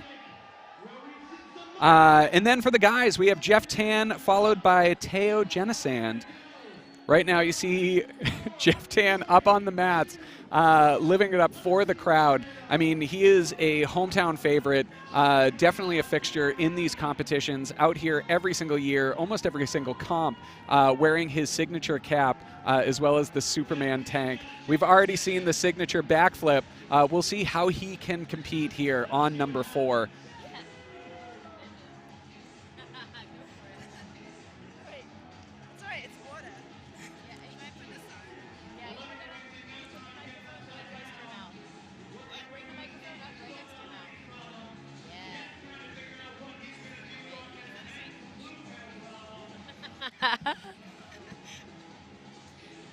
All right, and so we have up with us as we're watching Olivia Ma and Jeff Tan on the wall right now. We actually just have Michaela Tracy up in the booth with us. Michaela, welcome. Hello. Hello. How you doing? I'm doing really good, thanks. Yeah, how amazing. You doing? Amazing. Yeah, that was so much fun. Like, I really like these competitions. Like, there's such a good vibe, and yeah, I had so much fun. Yeah, cool. Yeah, it was really fun to watch you as well. You did awesome. There was definitely a couple of points I was like, how am I holding on here? Yeah. Yeah. Oh, no, we were asking the same question. Make no mistake. It was incredible to watch. I mean, especially coming through number 4, and as we're watching Olivia Ma on this, I mean, this boulder looks brutal. I mean, coming through that 70-degree roof after the first 3 finals, I mean, what went through your head stepping up onto number 4, you know, your last climb of the night? Well, I know that I really like that sort of rappy, like, 3-dimensional climbing. So I was actually really looking forward to it. But then the one thing is, like, the beta is so, like, weird that sometimes you can just miss it because it's really obscure. Yeah. So you can be, like, grappling, but, like, completely grappling the wrong way. But I think, like, I did kind of do it wrong, but I was just trying to, like, fight through it. It's like every hold has like 5 moves on just that hold. There's like these huge holds. So what did you think of in general of the setting? Actually, we were talking to Melina earlier, and you're also kind of a newcomer to this area as far as competitive climbing goes. Like, yeah, what do you think of the setting, the crowd? Yeah, being a competitor on the East Coast here. So the setting for this comp actually was way more like what you're used to seeing in the UK and in Europe. Really? But with the one caveat that's a little bit more powerful, like a little bit more physical. Like sometimes when I've done competitions in the past, here they've just been like on like holds and crimpers, but here they had like a load of volumes. Like it was pretty European style. But yeah, just that extra like American flavor of like power. I'd be like, yeah, raw. But it didn't seem like you had a problem with that. No, I've been here for like 6 months. Yeah, now, you figured out the American way. Plus, like with them putting the volumes up, like it puts me at a bit of an advantage because I've climbed on that sort of thing for like my whole life. So every like triangle, I'm like, cool, I just hold it like this. Like, yeah. And I know coming up to this comp, everybody was hoping that you would sign up, and you hadn't signed up, but then you did sign up kind of right there near the end. What finally pushed you over the edge? What made you decide to sign up for this comp? Well, I've been having like a little bit of a low motivation time, but then like just in the last like 3 weeks, I started getting really excited for climbing again, like really excited for like doing new boulders, trying new boulders, and I went to a competition in the UK. And I just had so much fun, like going to different gyms and like trying new boulder problems. I was like, oh, I've got to do it. Like, I've got to try new boulder problems. Like, otherwise I'm just gonna be like training at my home gym. Yeah. Which is fine, but it's fun to try new stuff. Yeah. Really quickly, I just want to say we just saw a top from Jeff Tan on men's 4, which was pretty awesome. This one, men's 4 is seeing a lot of tops. It's pretty cool. Although women's 4 is not seeing quite as many tops. So far, we've only seen one from Alana Yip on there. And Jeff, I'm not sure if either of you caught it. I mean, Jeff is, one of those ham it up to the crowd, like fan favorite here. Yeah. Getting like lodged up into that corner, facing out to the crowd, and making sure he took a small break in order to wave to the crowd. Something that I know that everybody is excited about. You just hear the crowd erupt. It's amazing to kind of feel the vibe once one of the local climbers gets up on the wall. But I mean, right now, what we are watching is our final two competitors for the evening. For the ladies, we have Nora Chi getting started underneath the roof, and Teo Genesand on the right-hand side, brushing off those holds. We'll see how he does. He had a really strong showing right out of the gate on number 1, struggled on number 2, but then, caught his composure again on that super powerful Burley move, or Burley boulder in the 45. Yeah.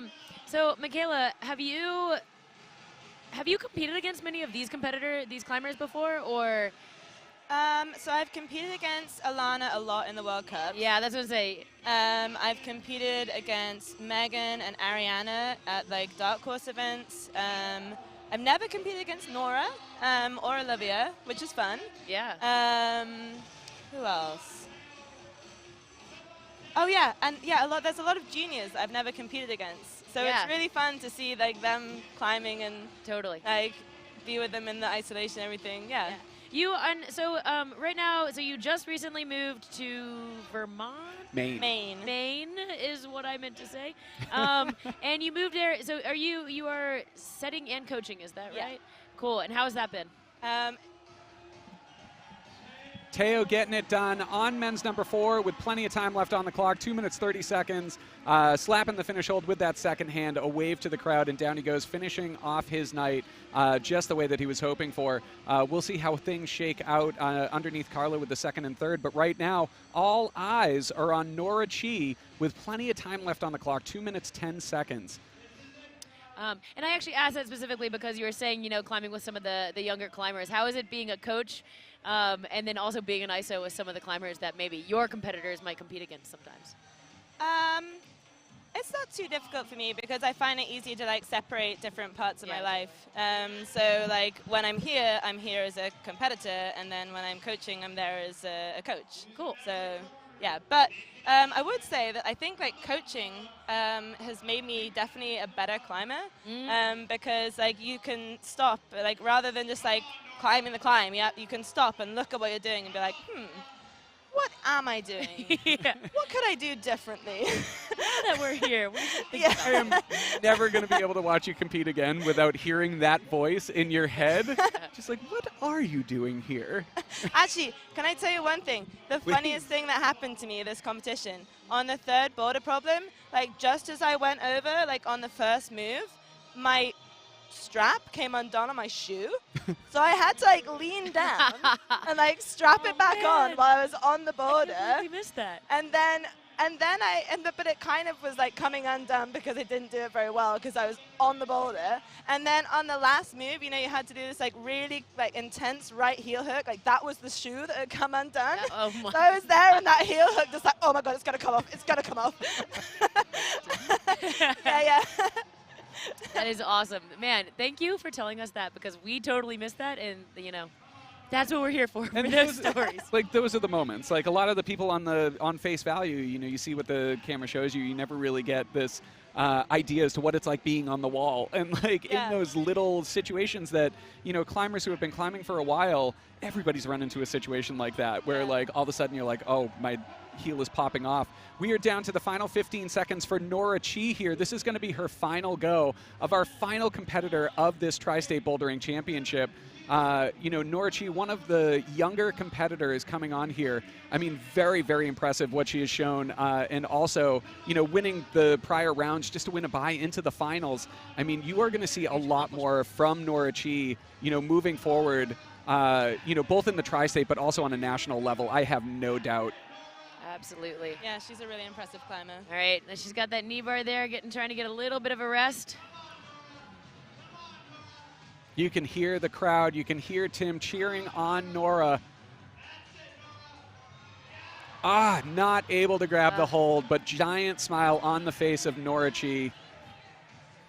Anyway, and that actually will conclude our our Tri-State finals, huh? Our Tri-State finals. That Yeah, was it. there That was you our go. final competitor. That was our final. First off, you're in the booth. Thank you so much for coming up here and joining us in the booth, talking a little bit towards the end.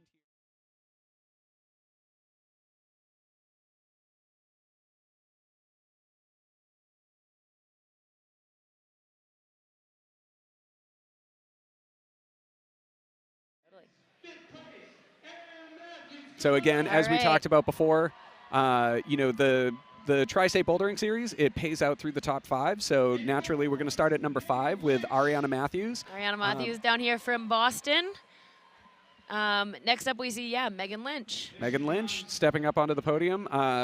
I mean, every single one of these competitors, all you can do is just look at the future and see, you know, they're going to be on the top of a lot of podiums from here on out. Yeah, then we have got they've got number 3, Melina Costanza, who we got to talk to, a newcomer to the East Coast. We've got Michaela Tracy in second, and you'll see. I mean, these girls are so supportive of each other. Just as Alana was saying, you know, everybody's friends. They're all giving each other hugs. It's really fun. And now announcing the reigning, defending Champion. Tri-State Bouldering State Champion, Yes. Alana Yip. I mean, it was amazing to watch her climb. You know, it was a neck-and-neck race all the way through with Michaela Tracy. It is good to see her out on top, and she looks just amazingly psyched. And look at that podium. It's awesome. You can see it's just great, and they're all happy to be there, and you know, they're having fun standing on the little wiggly podium. So it's pretty cool. Congratulations Those are to all of them. some sweet boots that Michaela Tracy has. It's true. All right. So in 5th place, we have Ben Blackmore, who we saw top that climb pretty quickly on the men's 4.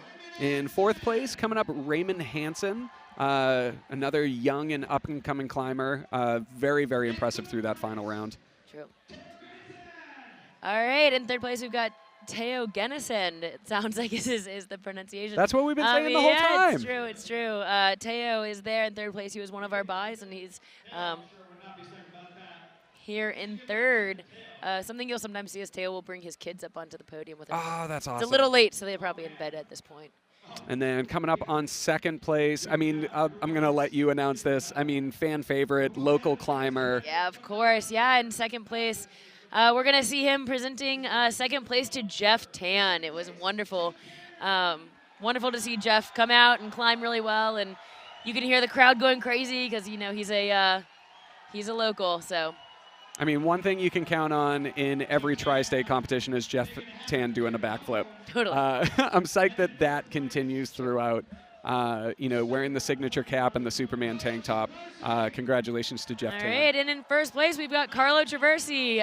As we were talking about earlier, and as Kai mentioned, you know, there is nothing that replaces experience, you know, and you see that with our 2 very experienced winners, Alana Yip and Carlo Traversi. He is a veteran of the game, and he is still extremely strong and a very, very good climber. So there's your men's podium for the Tri-State Championship.